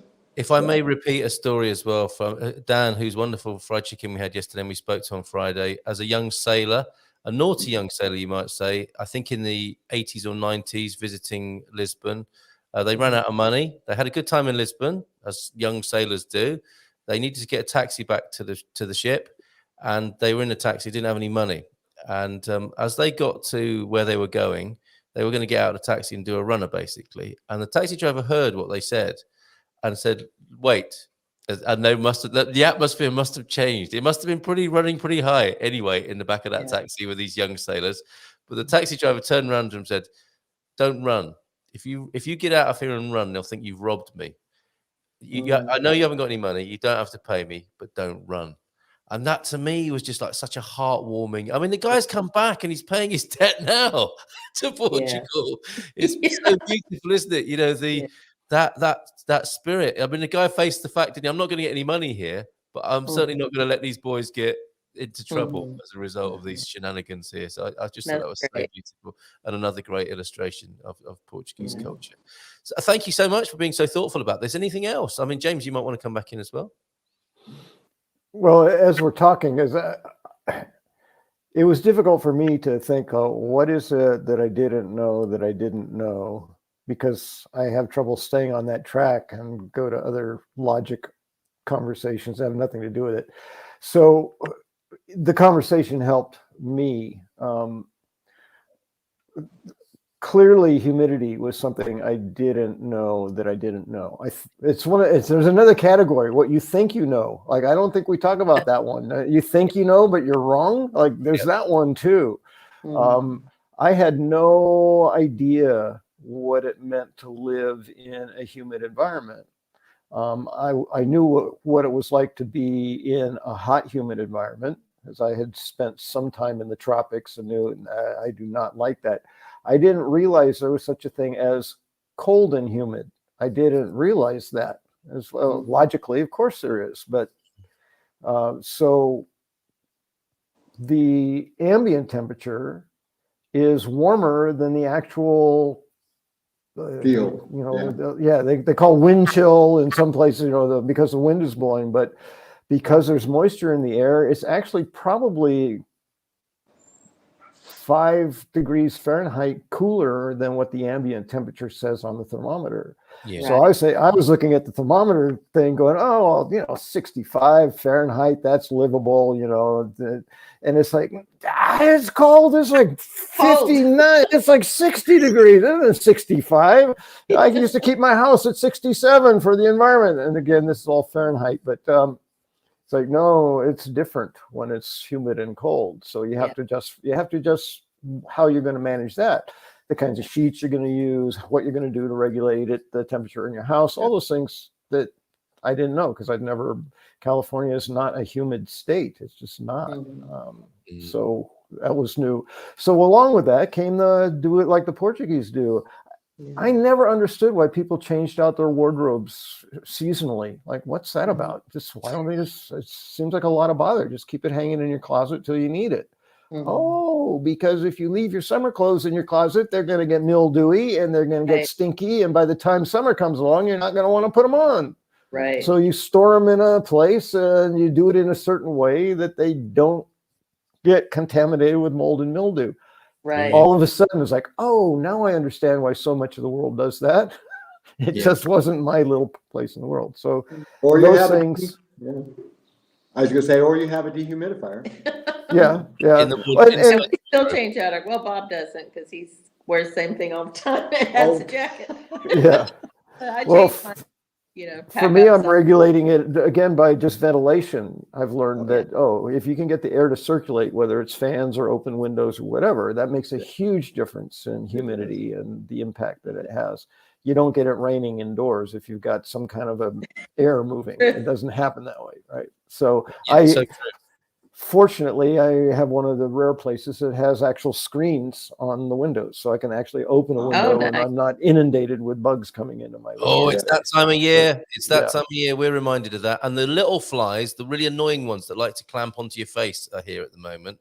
I'm aware that we're coming up to 10 o'clock. That has flown by this morning. Doesn't it, though? We need to check in with you, Bob and Viv, about your latest adventures and what you're doing to help people move to Portugal. So can you give us a quick update on that, if you don't mind? We certainly can.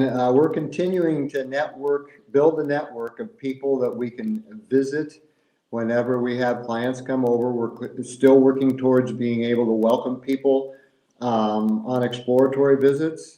We've developed a survey of questions, pre-questions, that kind of thing, to get a feel for what people want, what they're really looking for. And so we're still moving forward to build a trip from north to south of Portugal and show the highlights of the people, the places, the culture, and the immigrants who've done it. We're building connections with businesses that actually help in the move so they can make those connections while they're here. And the idea is it's kind of like James was saying about the Gupper community, and it's people, some of the people from this community that we've already talked to about, can we stop and visit you? Can you answer questions about your move? And so we're still moving forward with that. Zeroing in on the name, the Gmail on the page is one of the easiest ways to get a hold of us still. But we thought we had one more Monday before this program, so we thought we'd have it all in place. By next Monday, I think we'll have the website and everything up. So excellent. Well, you can pop in anyway. You don't have to wait the whole month. I'm looking. I've loaded up some of your photos here. And they are fun. There you go. There's Bob in the cowboy hat. There it is. There's more friends you've made in Portugal right there as well. These are wonderful. Oh, but I'm just realizing that there is that Heather there? That's Heather. Yeah. Heather's there as well. Boots on the ground. Great picking. Bob was helping with the grape harvest. Yeah. Is that about some of the housing? Yes. Okay. All right. You can say that. This is just a tiny. This is just a tiny fraction. Kiwi porn. Kiwi porn. So, yes, I can send that to you directly if you want. Those New Zealanders. Look at this. This is just a tiny fraction, though, isn't it? A tiny amount of the wonderful times you've had here in Portugal and what you want to introduce to other people. So website coming out in this following weeks. We'll pop back next week sometime and let us know what's going on with that. So great to see you. We've got the wonderful Benjamin Stubbs joining us after 10. He's not here yet, though, so we can still hang out a little bit more. I don't want to rush you away. Sarah Yeoman's here as well, and some lovely extra comments. Darren, it's difficult to get some tasks done. For example, the energy company into my name, they ask for all sorts of documentation. Joao F, you just got to go with that sort of flow. Global Nobles, good morning to you. I've learned how to be real fast putting groceries in a bag. Now that's interesting, isn't it? When you're in like a Lidl or an Aldi, and those groceries are flying down the conveyor belt there. I don't think anyone actually minds, do they? It doesn't have to be like the Kentucky Derby with everyone being in line. I think it's an American thing.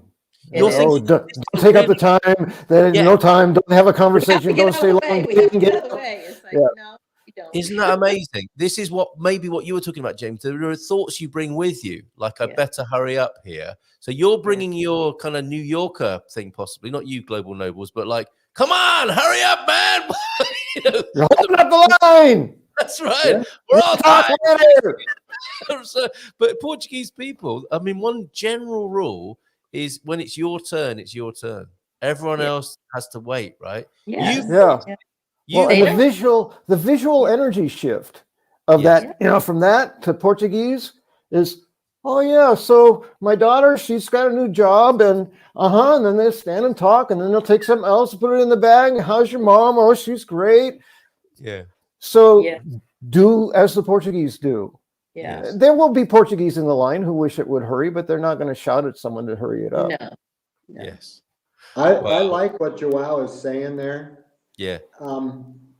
Never looked at, always looked at the people as actually admirable of the Portuguese, Joao, admirable of the Portuguese approach to life. Yeah. And it takes it down a level. It just takes the angst down a level. And it's that experience we've been watching that we just keep, anytime we have a question, we just look around, It's like learning how to operate the shutters for the heat. What do the Portuguese do? It's a good question. We ask it all the time. What would the Portuguese do? But we ask it out of admiration. Oh yeah, it's out of total admiration. It's like they know what they're doing. I'm gonna do what they do. Exactly. Like, why am I trying to recreate what I know from a place that's completely different? Why don't I do it the way these people do? So I saw the comment earlier about when in Rome, do as the Romans do. It's that mentality, sure. Well said. Yeah. Right, it's 3 minutes past 10. I'm not going to finish you off here, so to speak. I'm going to bring Benjamin on now, and we'll make a smoother transition later. So Benjamin, stand by, put your clothes on. There he is. I'd like to introduce you to my friend Benjamin Stubbs. I think James has definitely met, and we've hung out together. Hey, Benjamin. Yeah. Meet Bob and Viv from the north. Benjamin. Hello, Benjamin.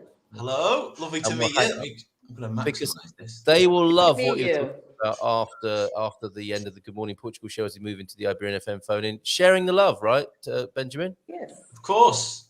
And I look forward to the jingle. It's like one of my highlights of the week. I get to salsa around the room.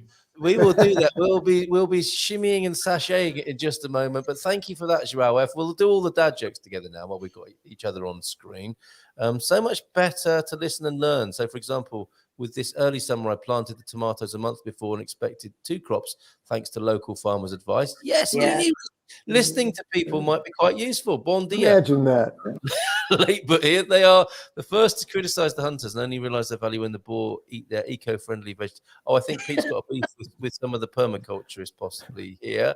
Thank you for all your comments. This is another info. Oh, Joao de Nort loved the idea of the psychotherapy jokes. So let's do those and the dad jokes this morning. And the first of which here is psychotherapist jokes. Thought all these voices in my head meant I was crazy, but one of them is a therapist, and he says I'm fine. Very good. My therapist set half a glass of water in front of me. He asked if I was an optimist or a pessimist, so I drank the water and told him I was a problem solver. This is going to run and run. Oh, Garvo's here as well. I thought I saw him. Looking fantastic, guys. Nice to see you here, Garvo. Wow, thank you, Gary. He's been out before probably he's retired for the day now, before the hot weather kicks in central Portugal. Thank you for that lovely compliment there as well. We're looking fantastic here, everybody. Isn't that wonderful? And thanks for noticing. Thanks for noticing. We put a lot of effort in here. As an adult, then T-Duck's dad jokes. As an adult, I always forget that I can get in my car and go and buy cake whenever I want. That is fun. That is a wonderful thing. I can have breakfast for dinner. Birthday cake. Yeah, I had that thought the other day. I can do anything I like, and I did on Saturday morning. I went and got myself a chicken pie, living the dream. Amazing. I've learned that pleasing everyone is impossible, but pissing everyone off is easy and fun. Yes. Well done, everybody. Thank you all for your wonderful comments. Oh, we found out that, we're going to help with the Gumper map. Doing it from an iPhone is not easy, but if you turn it sideways, so to speak. That should help. And the Costas, the back pain, is what Owen is suffering from. So lots of love to you today, Owen. Take it easy. Just a tad of pain on my spine. Taking it easy today. Walk related? I don't think so. Oh, leaving that there nonchalantly. Bad back from what? You don't have to answer that. Owen, okay. Thank you very much. James, good morning and bon dia to you. Thank you. Have a great day. Have a great week. James, see you next week. Bob and Viv, pop back with details of your new service. It's coming together. Thank you. Yeah. It is time to dance, everybody, as we welcome Benjamin in. You ready for this? Oh, Shiria Sasha, let's go.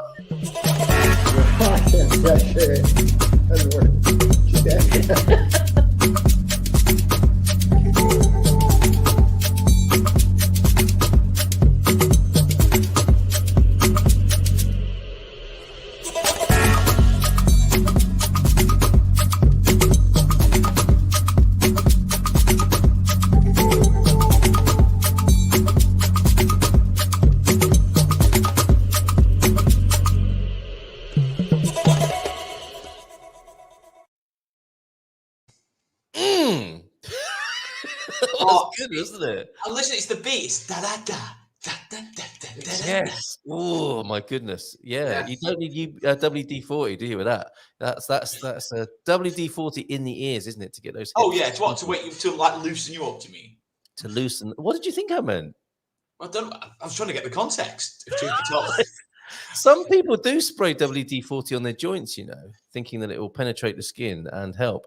And if it, I don't suppose any great harm will come from that. Is that like things like on packs of nuts? It says may contain nuts, so people can't say WD-40 may contain lubrication and oil. And I believe I think it's actually from the fish industry. I think it is a fish oil in there, and of course, fish oil is prescribed, is it not? But however, please do not get me struck off YouTube by saying that guy said I should spray my knees with WD-40 on that Good Morning Portugal program. We're not giving out medical advice, but who knows? Yeah, and don't inject it directly. My goodness, I think you just spray it on a massage to various parts of the body. Benjamin, how are you? Let's move on swiftly from that. How's it going? Right.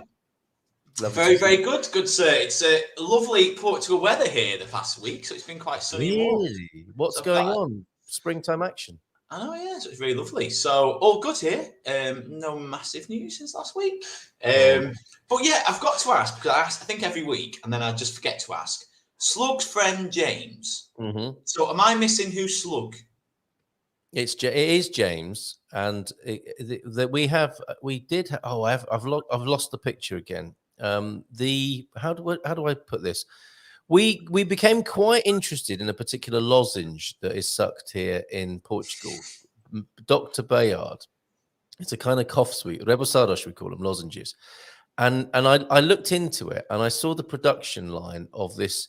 Who would have thought? You know those little sweets that often old fellas have in their pocket that are all warm, and they give you. It's a nice bonding moment, isn't it? When old granddad gives you a soggy. My granddad used to. He used to give us glacier mints. Remember the little foxes? I do. And the longer they've been in your pocket, the kind of softer and hairier they get, right? And it would be rude to reject the kindness of a grandfather who gave you one of these sweets. And we have them in Portugal, and they do have herbal and sort of medicinal qualities to them. And Dr. Bayard's, I looked into it, and there was a woman wrestling with this massive bit of lozenge before it got chopped into small pieces and presumably put in a machine and then stamped out into the little lozenges. Oh, it looked like she was wrestling with a massive banana slug, which turns out is the motif of the Santa Cruz University, I think, where James went. So it went on from there. He's the friend of the banana slug. The banana slug is only found in I think, Santa Cruz in the redwood forest there. And it stuck. But without the backstory, it means nothing. It just seems weird, doesn't it, basically? It just felt... No, I wasn't sure if it was someone who we knew called Slug. Yeah. And, when you introduce a friend from an external circle and you bring them in, you're like, oh, it's Bob's friend, James. Yeah. Do you know what I mean? That's what I thought. It was someone called Slug, who now is probably not in the friendship group. And then brought James in. Yeah, we don't talk about Slug. Don't talk about Slug. Right, I get it now. I just thought I'd ask, but then you will see various variations on the theme of the sluggery. Yeah, there. So yeah, and you don't see them anywhere else. I mean, obviously slugs are everywhere, it would appear, wouldn't they, in gardens? But the banana slug is a very special kind of slug, obviously, because it's connected to James for one thing. Right, you are helping us here. The general context here is that we have Benjamin, who is author of the 30-Day Happiness Bootcamp. Always nice to check in with you, actually, on your sales and how it's going down into the world. Any news to report? Have you been on your local BBC yet talking about it? I haven't. No, I have been really busy actually with other consultancy work, darling. So I had an 8-week consultancy booked, which is amazing at luckily a local college. So I've been doing mindset. Yeah. He's saying training. It's like going, but mindset kind of coaching and training, and so I've been quite busy with that. But I did have a talk. I told you at Bentley, the big car manufacturer, the other day. Which was cool. So that went really well. But yeah, I try not to check. You know, a bit like I'm either thought. So I leave it and just check once a month. Yeah. Okay. Well, it is available. Like the royalties work like I get paid a month in arrears, so I'll get 2 months. Well, if I got the first month, I'll get paid in 2 months. Oh, I see. Okay. Well, I wish you the best with it. And you're very kind. Without being like, of course, I want it to sell. But the thing is, the idea would be if it just hits the right people, because there's millions of books out there. It's just like I said, for people that didn't, that obviously are just new to this. It's just with even though with happiness, as we know, we debate that every week. But the idea of when people want to become more holistic and they want to look at things but differently, be a bit more positive, and be a bit more optimistic, etc. They just don't know where to start. So it's a bit of a fun book to go, right, 30 days, it's a boot camp, do everything I tell you and see how you feel at the end. And then with this show, I've been coming on giving a tip from the book. So we did Smile for No Reason, didn't we? We did. Who doesn't like a hot tip first thing in the morning? And last week's homework, and I'm not sure if anyone did this and has feedback, but it was superb. The benefits were palpable from where you introduced them on the show, and we did it together, didn't we? It's the breathing, the excellent breathing technique, and people might be thinking, "Oh yeah, I did that. It was really good." So do let us know if you did do it and it was really good, or if you had some sort of challenge with it. We can also help with that. I'm sure Benjamin can. And it was breathing in for 3. And then breathing out for 5, which regulates the breathing, doesn't it, and slows things down. Anything to report on that, Benjamin? Well, no, basically, just the idea of the 3-5 again, if people weren't here, is just that they've proven if you breathe out for longer than you breathe in, it calms and resets your nervous system. So what I'd say is, and I call it 3 to 5 because you do 3, breathe in for 3, out for 5 for 3 to 5 minutes. So it's a good way to remember how long to do it. But obviously, if you only do it for a minute, I'm not going to be like checking you up like longer. But it's just the idea of it gives you just that calm. And of course, we discussed this last week. Is it the breath or is it the focus on the 3-5? Probably a bit of both. But the idea of it should be is just breathe in for 3, out for 5, and just do it. And I did it once because I forget sometimes. I was feeling anxious about something. And I was walking, I had a big old walk, and I was just thinking about it. And I thought, hang on. So I just started to breathe in for 3, out for 5, in for 3, out for 5. And then a couple of minutes later, I just felt so much more peaceful. And I was like, Ben, walk your walk. Come on, cocker. There you go. There's your cocker of the week. Cocker of the week there. I've greatly received. Now, I'll tell you what, I've got a little secret to share with you. I just did it then. And when the more you do it, it becomes an anchoring as well, doesn't it? That as soon as you embark on the 3-5 breathing, your body is reaching out to meet you halfway. Oh yeah, we like this. We like this. We like this. Oh yes, this is the thing behind the secret magic behind the book. And it's not just behind my book, it's behind all books. Special sauce is going to be revealed. Is that's the truth. That the thing is, what I'm trying to get people to do is that it then becomes more natural to them, and they'll spot all the benefits. So I didn't want to do a book of just like, right, do this and this might happen. Do this might happen. I want people to come to their own observations. Because we learn. I think it was interesting. I always loved watching the show before because they're on about how they learned from a farmer, or a farmer gave them a tip, and then they tried it, we learn from our own experiences. So me going, you're going to experience this. I just say, try it for 30 days and see what happens.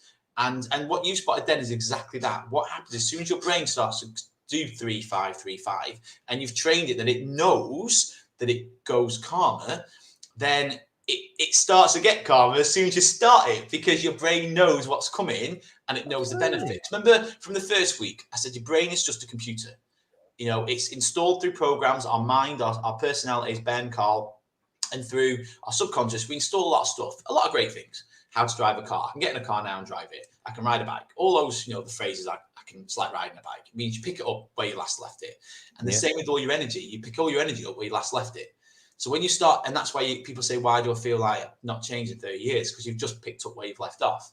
And that's where it takes the conscious changes and shifts and distortions to kind of disturbances to create new pathways in the brain. So then you naturally start to do 3, 5, and you're like, oh, that works a lot quicker than the last time. And that's why. Because all you're doing then is telling your brain to be calmer. And so that 3, 5 technique over 30 days will help you be calmer without realizing it. And I think I've done enough conscious breathing in my life without wanting to sound like a pretentious new ager. Too late. To only know... conscious breathing allowed, Carl. You're not like... But that's there. Whenever I just when my body feels that I'm about to do it, it enjoys the benefit before I've even started doing it, and that is such a beautiful thing. And that caused me to have this revolutionary possibility and thought just now: is our whole lives could be like that, couldn't they? It seems like we have a balance here, don't we? I'm a Twitter addict, I would say. I've just seen a load of phallus-shaped confectionery that I've been sent. I'll tell you this before you go. Of course, but not just yet. Now, safe. Right, that's going to be on the screen. That's a promise, everybody, that we'll be showing you the sugar-coated phalluses of Portugal before the show ends today. Now, but here's the thing. Here's what I really want to talk about before I was so really distracted there. Is Twitter, on the one hand, is I get a sense of pleasure thinking, okay, I'm going to spark up Twitter now and look at what's going on.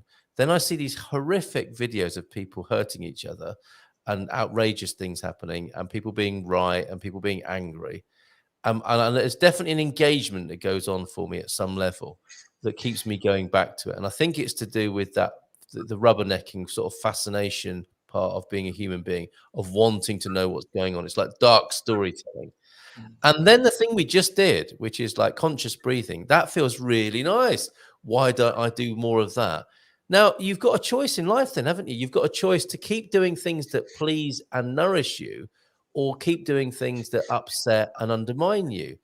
I mean, you could say that is life in a nutshell, couldn't you? Exactly. But the thing is, when I do these talks, I'm going to do I've got one coming up for the book in a couple of weeks, the next one. But I always say, look, we all know what we should eat. We all know what's healthy and what's not. Then it's a free will choice whether we eat healthy or eat not. I can eat a salad or pizza. I know the salad would be better for me, but I do enjoy the taste of pizza. But I know if I kept eating pizza, I'd put on weight, feel groggy, feel a little eventually. So it's that, I've got free will. Like we discussed before about free will, it was really interesting in that previous show.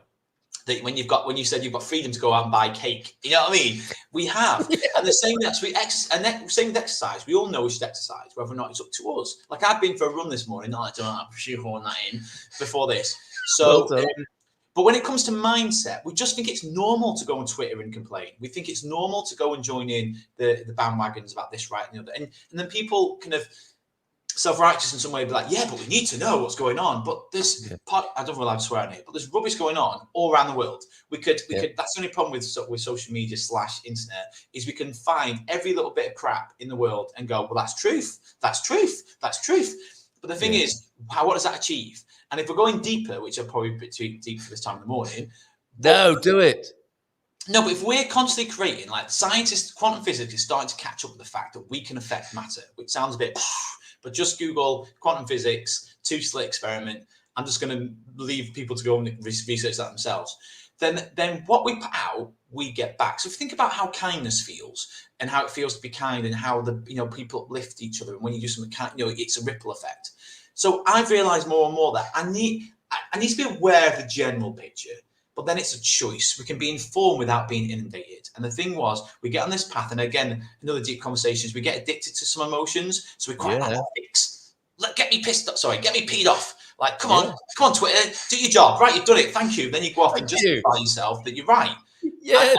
And we'd rather, the truth is, Carl, a lot of people would rather be right than happy. Yeah.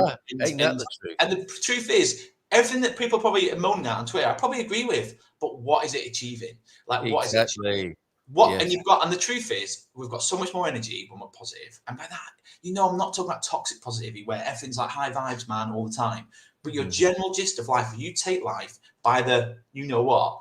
And think, what can I do here? What's the solution? What can I not control? What can I control? And again, going back to your previous show, all the free will and all the idea of free choice. I can go now, like that guy said, I'm assuming it's a guy, sorry, that I can drive in my car and buy a cake. Yeah, it is. I can switch off Twitter. And exactly. But I will say it's fun to have a little bit of muddling about. Of course it is. Just don't get stuck there. Just don't get stuck there. And it also takes an act of conscious will. Talking of taking life by the balls, there are some sugar-coated ones right there. This is a popular confection in Portugal. Bob and Viv, where was that taken? Right. I wouldn't mind munching those. They look quite tasty. Are they kind of... That's the best thing to say when you're approaching that shop. I wouldn't mind a munch on those. Well, I can't tell if it's sweet or it's some sort of like chorizo. Not chorizo.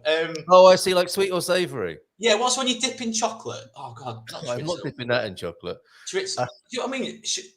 The churros, the chocolate pastry that sometimes you dip in chocolate. Yeah. Churros. Not chorizo, because that's a spicy sausage. Churros. The common thread here. Right. Well, I think from my memory, I think they're a cinnamony type biscuit. Oh, you make them even more tempting, Carl. When you tuck into those bad How big are they? I keep trying to get away from this. You keep asking me questions. It would be useful to have a euro coin in there for a precise comparison. No, because I can't tell the little miniature things you chew on. They could be miniatures, actually. So we need Bob and Viv to come back to us. Yeah, you need Bob and Viv to say, would I go the patisserie and get one of them, or would you get a box of them? Do you know what I mean? I can't tell. Okay. Bob and Viv, if you could oblige with that would be fine. Better still, if you could send a box over to Cheshire later on this afternoon, that would be fine. You know what? I would love them. But can you imagine if customs open them up and they're thinking, well, what's happening here? They might have munch themselves. The postman delivers them with a big old smile on his face and a few crumbs around his mouth. Morning. No, I'm not going to go there. I'm going to scratch. You beat me to it. Yeah, all right. Back in his mouth. Anyway, we were going to be talking about sharing the love, but this whole thing of free will is the almighty responsibility of the human being, isn't it? Is that in any given moment we can choose, and that not only can we, it's like you don't get a choice not to, do you? Because even not choosing is a choice. Talking to the rest of humanity right now, as we are, Benjamin, right from here, is the overwhelming weight of being a human being, and no wonder it gets a lot for some people some of the time, or all of us. Is because that's what we're faced with, isn't it? Do we want to be right or do we want to be happy? Do we want to spark up Twitter or do we want to share the love, which I think is what you're going to talk to us about now? Yeah, but just quickly go back to that point is, again, we've got to be a bit easy on ourselves because we are wired naturally to be a bit more quote unquote negative thinking, because obviously we need to, because I don't want people think I'm being tough. That's the thing we've called in the book happiness. The only thing I've had is people say, oh, you can't be happy all the time. And I've said, I've never said that. but the idea of again. But why are they arguing for their? This is why I mentioned in the talks. I mentioned cognitive dissonance because if it's not God judging anyone that's anti what I'm saying, but if you think about it, if they believe that, because if I'm saying this, like when I used to say about holistic things, my parents, they'd get a bit snappy with me. They'd be like, if I said something about organic veg, they'd be like, well, I've heard that other veggies all right. Because deep down what was happening was they were feeling an attack because they thought on some level I was questioning their way of being by me not having them vegetables, or me shopping and buying rock salt deodorant instead of normal deodorant. Do you know what I mean? You know what I mean? I do, absolutely. And that's what, so you've got to give people free will. And but the thing is, we are naturally wired to think a bit more negative just because of safety and obviously looking for fear and looking for things. And do you know what I mean? And that's why. So the key of it all, Carl, is awareness. All you've got to be is easy on yourself. If you want to go on Twitter, that's fine. But when you start to feel like, ugh, then go, right, I've had enough. Do you know what I mean? Or spot it and then have. Yeah. But I just want people to judge. I'm not judging anyone for going on Twitter. I come off Twitter, but for that reason. But I can do my bit. I can get dragged into a conversation and think, why did I go there? But it doesn't matter. It doesn't.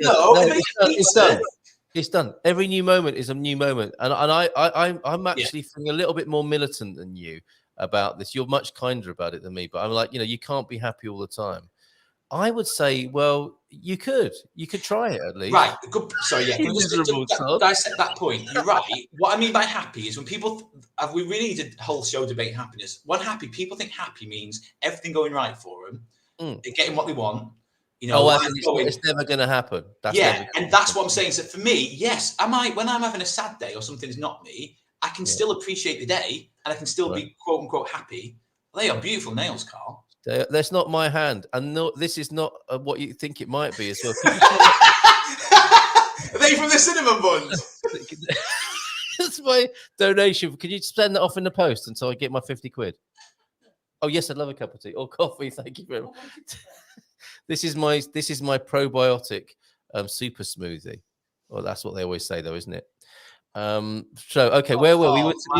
If we were doing it after 9 o'clock show, you would be right in there, wouldn't you? I know you've got a professional, reputation, unlike me, to uphold in this situation. Mine went years ago. It would be more of a shock for people if I was behaving professionally and appropriately right now. But the thing is, Carl, this is the thing as well. Like we forget that as adults, right? People say like, "What do I need to do to have be happier?" Is have more fun.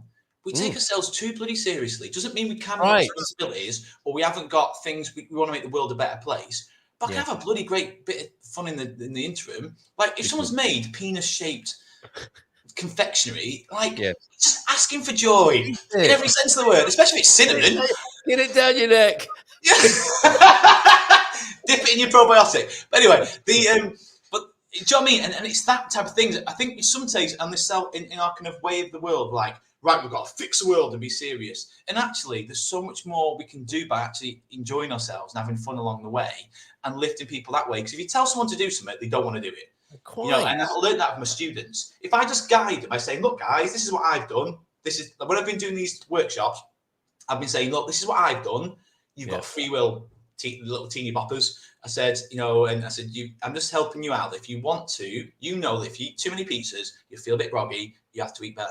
So I said, same with you, that you can go on TikTok and watch 3 men fighting in a pub. That's up to you.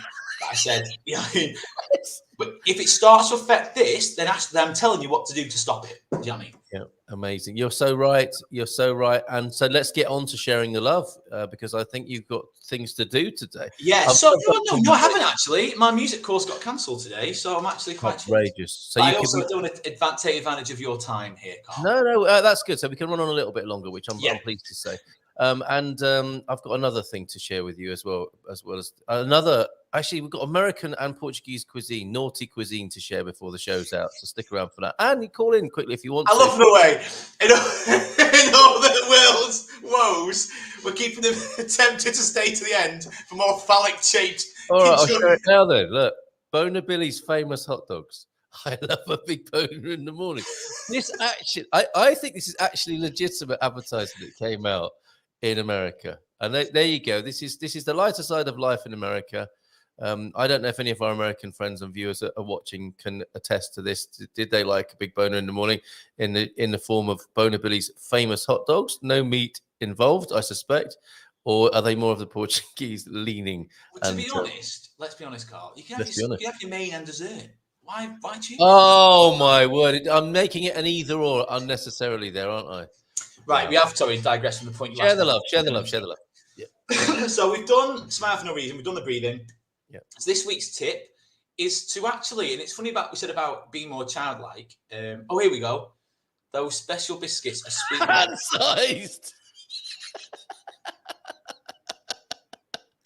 Although it's Bob Wenger as well. Yes, absolutely. Real name. Well, I would buy them. That must be quite a big box then. They've got. Bob, next time you're wherever that was, please get some. And they probably keep as well, don't they? Because they're covered in sugar. Yeah, they will be. And they're made of cinnamon. They're probably hard baked, so they'll be all right for a little while. They're hard baked. I can't believe I just said that. It's not how much we have. but how much we enjoy what makes happiness. There we go. Sci-fi, thank you for being here this morning. Got that? Yeah. No, that's exactly it. Like, I think, you know what I mean? I should wear a badge saying, like, do not judge about the happiness thing, because you're absolutely right. The thing is, happiness is the debate. The whole word of it should be dissected a bit more. But the idea is just enjoying what we get. Like, you know, if life doesn't go my way, like the story I said from week 1, which was, it really hit home to me that how happiness is a choice in a lot of ways, was this. And in case people weren't there for my first week, and then I will go into this week's project. That I was off a Friday, right? So the way my consultancy work finished, they asked me to not go in the Friday because they had some staff training. And so I thought, oh, great, day off. So I was like, oh, great, I could do this, do that. And I was buzzing about my day off. So then I was getting a new laptop, and it said, oh, it could come on the Friday. So I thought, oh, amazing, like, laptop comes on the Friday, boom. So I ordered this laptop. Friday morning comes, oh, yeah, sorry, can't be delivered today. And I was raging all day because I really want my laptop. I really want to play with author of the 30-day happiness boot camp loses his proverbial. No, I was like, yeah, but I told you I'm more childlike with my emotions now, definitely. Yeah. But of course, in about an hour, I just kind of went, Ben, what a massive lesson. Like, you realise that I was happy until I knew the laptop was coming. So it's my choice to be unhappy. And like we said, happiness is letting go of the things. Oh, I see. So you just started to go into it. You consciously chose to lose your. Yeah, but that's what I'm saying. I'm still human. That hour when I was gutted, it didn't come because I planned to like use my new programs. It takes a while to update your new laptops. You have to transfer your programs in. But then I realised, Ben, I was happy with a Friday off until I decided this laptop was coming. It was a laptop that made me unhappy. So what I realised with that is how many things because basically happiness is, if you take off expectations, then our default would be feeling good. Let's change the word. Would be feeling content. Okay, ready for the day. It's only I wanted that to happen and I expected that to happen. But that then adds to this kind of tissue paper on the light bulb of unhappiness. So it's get rid of the other things that make us unhappy. The light bulb. What a lovely analogy there.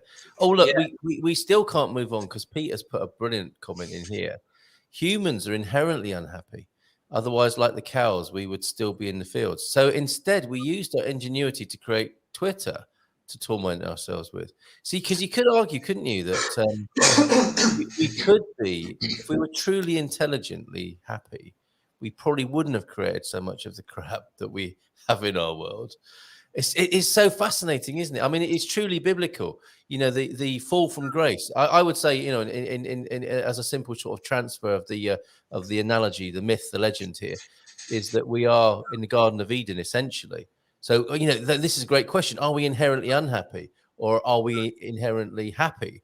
I would have it as the latter. I would have it that, you know, we always, our natural state, because actually, and I would extend this, that if we weren't naturally happy and naturally okay, we would have long perished by now in an orgy of unhappiness that would have been completely terminal. But it's grace that gets us through all of these horrible situations that we put ourselves in and find ourselves in and put each other in, so that we can always come back to grace. And so, you know, there is the fall from it, and always the I mean, you know, basically you've written a happiness Bible, if you like. You've given the people the means to wrestle themselves back from what people might call the inherent unhappiness. Possibly the Bible, but it's a starting point. But going back to the unhappy thing is, if you look at kids, if kids were naturally unhappy, yes, sorry, I'm reading Gary's comment.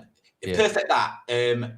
Gary said, I'm like a childlike. I've gone more childlike because I've realised that's kind of where our energy and so much fun, and I feel so much better for it. So we can discuss that another time possibly. But if you look at kids, they've got no training. The babies and kids, are they naturally unhappy or happy? Happy. They're only unhappy. We tell them they can't do something, or we take away their freedoms. Probably rightly so, because of just, you know, parenthood and they can't, you know, their safety. So they're naturally happy. It's only us as we get older and we have to stick to boxes, we stick to regimes, we stick to a society that isn't really meant to celebrate freedom and isn't meant to. There's loads of positive aspects of society, but the media especially, all it would need really, generally, is a takeover of the media and all the news and all the TV for 30 days and just plough people, pardon that pun, that's not the perfect description, with cinnamon biscuits. Joe, with documentaries about the power of the mind, literally make everyone go, look, this is what everyone's doing. If everyone did it in one go, but I don't think that's ever going to happen in one. Wow, what a revolution that would be. But that's what I'm saying, Carl, because we're just running by autopilot. So kids have no response. Yeah, kids have no. Yeah, so what I'm saying, sorry, to point to Stephen's point, this is obviously not dissing adults or dissing responsibilities or dissing, stresses of an adult life. But that just proves the point that it's only our adult life that makes us unhappy. And we choose responsibility. Going back to that point of, are we naturally unhappy or naturally happy? We are naturally happy. I would say so. Yeah. And you choose responsibility and commitments as well, don't you? It's not like, oh my God, these have been just put on me.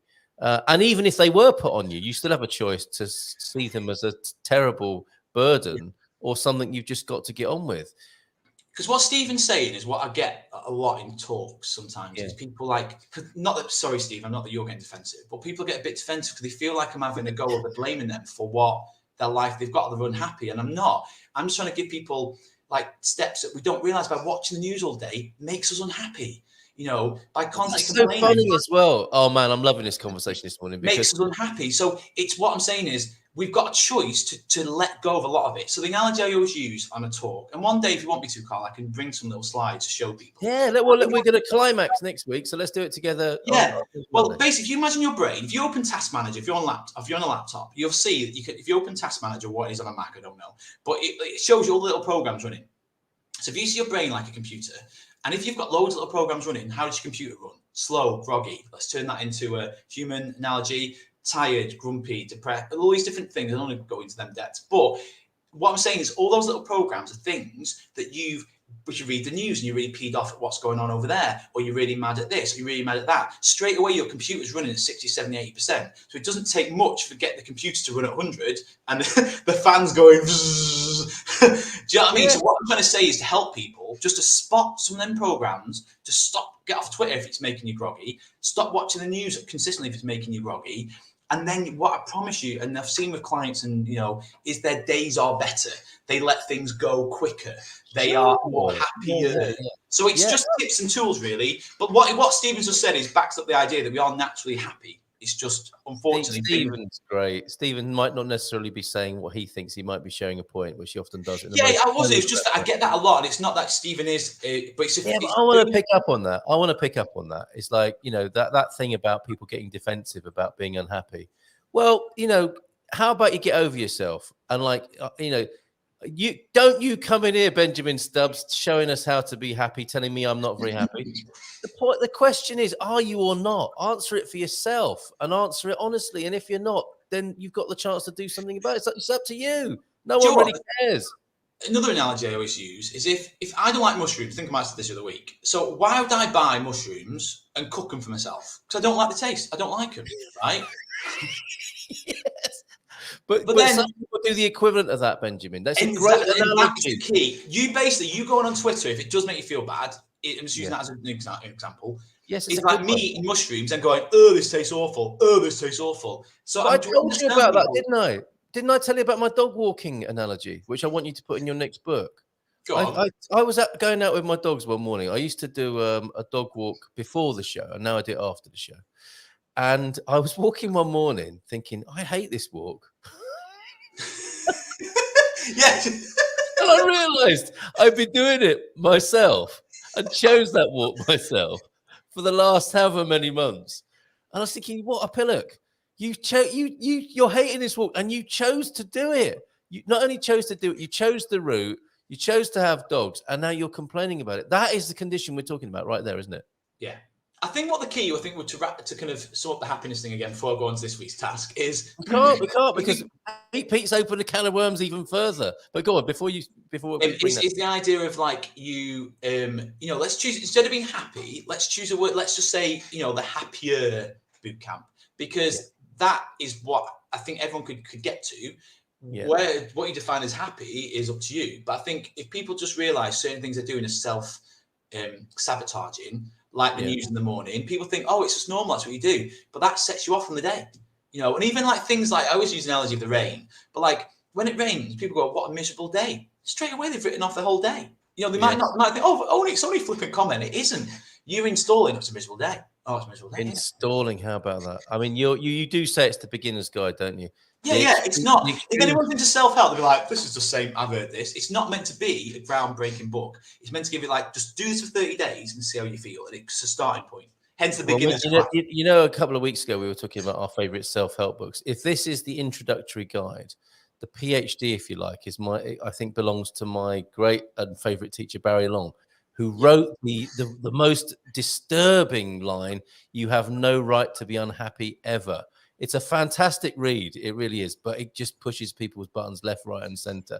Let's go to Pete, because kids, are not inherently happy, so they're not. We found out once and for all.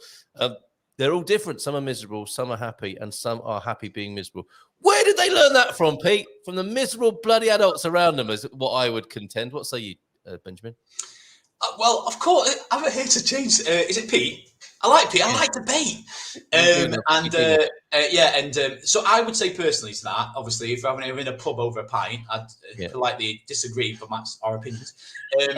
Normally we would. Yeah, but I'm not saying I'm right and he's wrong. I'm just saying. No, certainly not. But he is. I would say normally the kids are naturally unhappy. Is normally. Not to bring up labels like ADD and all these different things. But what I'm saying is, it's because we try and force them to be someone then they're not. So we try and get them from a certain age. We quite like them being free and saying things and drawing on walls. Then they get a certain point where they're like, all right, now you're old enough, child, to know what you've got to get ready for society. So can you not do that? Can you sit quiet? Can you do this? Yeah. Now, of course, in the middle of, you need them to be quiet. But that's why they get grumpy, because they don't want to do it. But we can disagree. Pete, let the kids out of the cage. Try it. Okay, sharing the love then. Right, sorry. Okay, so this week's task is the idea we don't really like, especially I'd say the British. I know it's just an Iberian phone in, but the idea of we don't really like showing emotions. Like, there are a lot of Brits in the Iberian Peninsula, Benjamin. So let's aim this at them. Those grumpy buggers who live in paradise post-Brexit in Spain. This is for you this morning.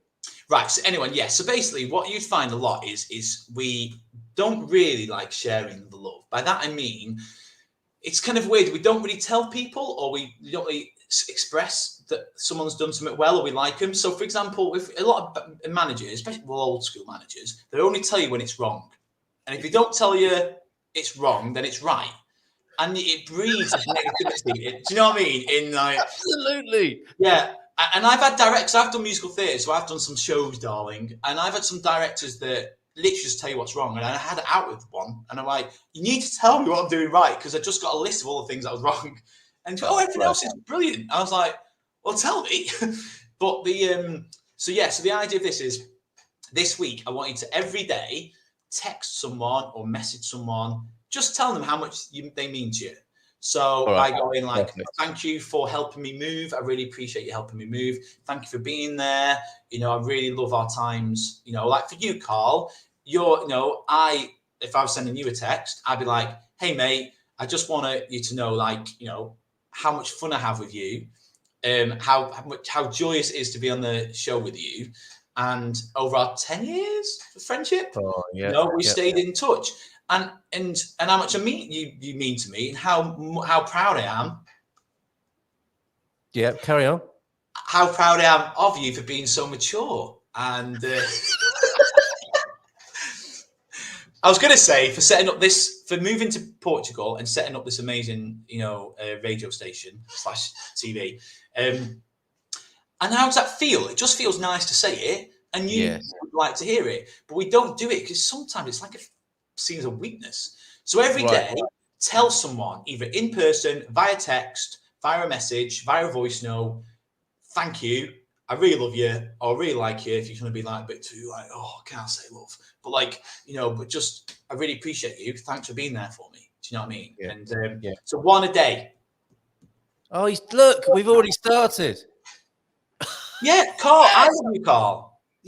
Carl is you too, Garvo, and you, Benjamin. What I love about Carl is his humour. Like, for me, we can giggle at the stupidest of things, and I know that he's clocked the same things I've clocked if we've done like a joint interview years ago. If me and Gary got in the same, if we got a room, as it were, me and Gary, you and I used to corpse on the Barefoot broadcast Me and Garvo have done the same thing, and you would have loved this moment because there is a place called Fatima, which is a Catholic pilgrimage site here in Portugal, and bikers can go there once a year for the annual blessing of the helmets. And he and I could not control ourselves for what seemed like several minutes. And we couldn't look at each other. To look, you have to look away because if it's going to start again. and even now, I'm sure Garvo will be like snickering and giggling over there in central Portugal. Just the mere mention of the blessing of the helmets, which is a sacred and holy moment, of course, for any biker. Most men, in fact, but especially bikers, we the three of us share that absolutely, and love you too, man. He is giggling about the blessing. So I love this, and I'm going to be if this is the boot camp, which it is, of course, because you've written the book. I'm going to be your sergeant major for the next, because you tend to be very kind of kind and understanding, and I know, and I'm not. That's sounding like a criticism, isn't it? No, I get what you mean.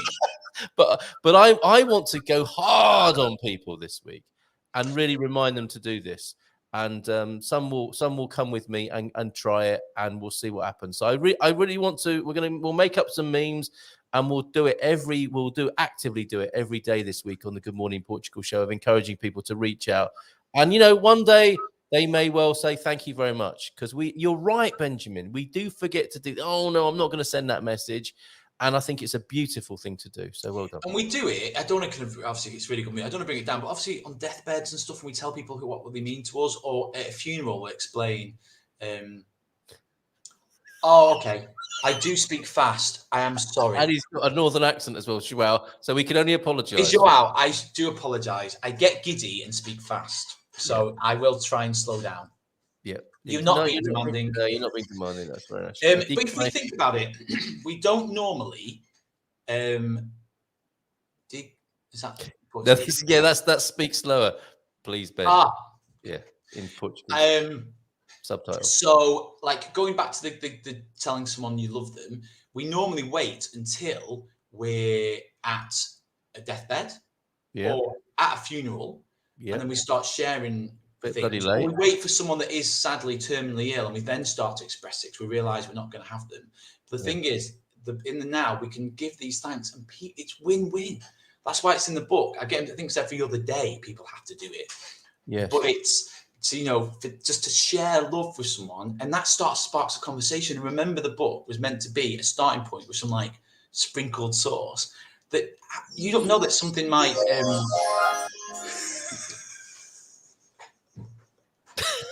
Is that ready for mine? Every time I sprinkle something with us, we do sprinkle on each other from time to time.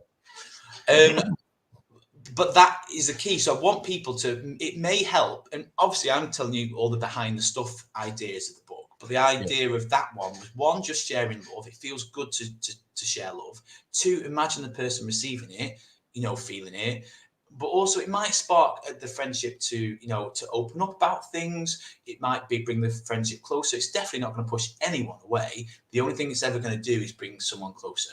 And if I do write another book, like the intermediate class, or which I'm tempted to do, then it might be in that book, to give you a preview, it might be to text someone who you're not as au fait with, something similar, or you've had a bit of a distance. Yes, and were you not talking about uncomfortable conversations last week? Was that you? Yes, but again, the book is meant to be a beginner's one, so I don't want to give too many things that people are like, I can't do that, and I can't do that, and I can't do that. The idea is just simple things they can change now. Switching the news in the morning, putting their feet barefoot on the grass has been proven to help moods. Going for a 15-minute walk, texting a friend. They're things that are totally doable that no one could really say to me, I can't do any of them. Does that make sense? Absolutely. There's things, obviously, with clients, I will then be pushing them forward. Let's do this. Yeah. Well, and then you've got the confidence and the context for doing that. And let's finish on that note. And we will do this. We will share the love. I think that's basically the shorthand for it, is sharing the love, isn't it? And going a little bit beyond where you might normally go. And it's the same as this, I think, in many ways. Gary's saying we get so conditioned to being miserable and pessimistic when we are exposed to fun and enjoyment, it feels unfamiliar and a bit scary and out of control. And it's the same thing, isn't it, with sharing the love, I think. Do you know what, Gary? Bestie today is Gary. Exactly that it does feel unfamiliar and we feel wrong. Like in a bit, after a bit, if we laugh too much, we feel a bit kind of like, oh, have I gone too far? And it isn't, it's just that it's unnatural to us. And that's what we're trying to do, is to try and train that we should have a laugh. We should be laughing in the day, if that makes sense. I agree. And also this thing about having difficult conversations. I don't know, get a bumper car, you two. I don't know what that means even, but enjoy. We're not judging. Look at that. No, but the thing is, we're all in this together. There's all different personalities, and that's in this big old fairground. We're all in this big fairground together, and I would like to say something about that discomfort that is felt, of having too much fun, of sending a message to someone and saying something you wouldn't normally say, like, I love you. And I remember doing it when about 20 years ago, I think, some many decades ago, I sent a message to my daughter saying I love you one morning. And she thought she was concerned for my safety. Doesn't that tell you something about where we're at, or certainly where me and my daughter were at? But that can happen, can't it? Is people think, are you suicidal? Why are you saying this? And it's like, it's the most beautiful and genuine and honest thing. And then that gets read into a context of, oh my God, this person's telling me they love me. Maybe they're really about to do themselves in or whatever. But again, it goes back to the point of, are we inherently unhappy or happy? Yeah. Society, there's so many amazing things about society. Like one thing I've been doing about in my gratitude is like the services. We get our bins collected, we could debate the service itself and the quality of it, but we get, water in the taps and all these amazing things that we can be grateful for. So society has got lots of pluses, but part of it isn't very helpful for happy, healthy lives, because we've just trained ourselves to look at the negative. So then we've created newspapers which sell on negative news. So that if positive news sold, they would make positive news. It just doesn't sell. Yeah, we know that. So it's about your daughter. It's just about us shifting what is normal in society, and that will just take time and practice. And that's where the power of the internet and knowledge, where people are understanding this more, they can install it and then make their own free will. Well, that practice begins here, thanks to you. We have created the situation in which that can happen this week. So from this, we're going to be sending. I want everyone to. I've been quite nonchalant about it, but this one's a really good one. Please, people, if you are watching, just do it. Do it for the people would take it all right. If you're thinking, I don't know how they would take it. Yeah. But do it, and I promise you, it feels right why you love them, and tell them thank you. And as Benjamin's Sergeant Major here. The person who says, "Oh, I couldn't do that," I don't want to seem like that person. The person who's saying that, who lives in you, is an asshole and is ruining your life. Okay, so Benjamin won't say that because he's doing beginners boot camp and he's a really nice guy. I'm saying to you, the person that shrivels a little bit when Benjamin puts that idea to you, that you send a message to someone to tell you love them, and it shrivels a little bit inside, that person inside you is ruining your life. So give it a go.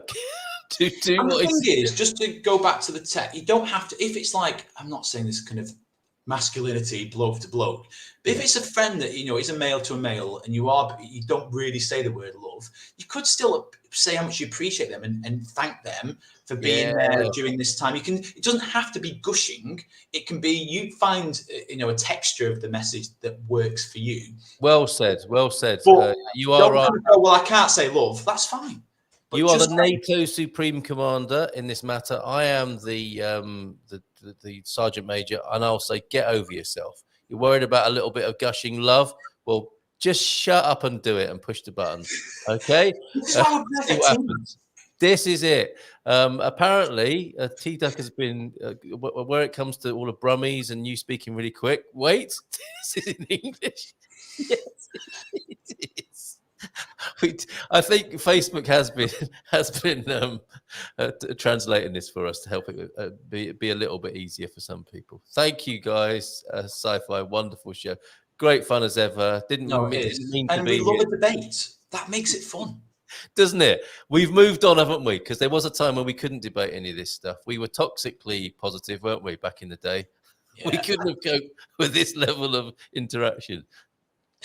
No, it's good we have interaction. We had like one viewer back in the day. That was Jay. And they were abusive. No, yes. They were always some spammer. Lumpy Custard. Do you remember Lumpy Custard? Yeah, Lumpy Custard. He was always giving us shit, wasn't he?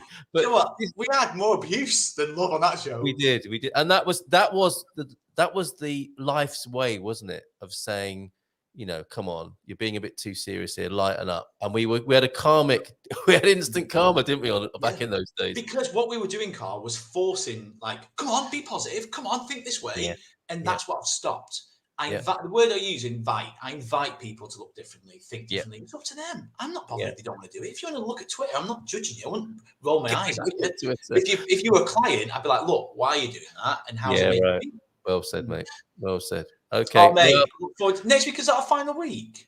It is just a message from our sponsors, who I love a big boner in the morning. Don't forget to eat your bonabilly of famous hot dog, and for our Portuguese viewers, don't forget to get that down your neck. I might have a boner for my tea. I haven't decided yet. You, mate. Look, the power of advertising, right? You didn't know that when you woke up this morning. Now look at you. You're gagging for it. Okay. All right. Let's go out. Let's go with that Iberian FM dance tune. Great work. Share the love. We're going to go in hard with this week of share it. I am. You are ramming these in. I am ramming them in. Take care, Benjamin. Bye for now. Ciao, ciao.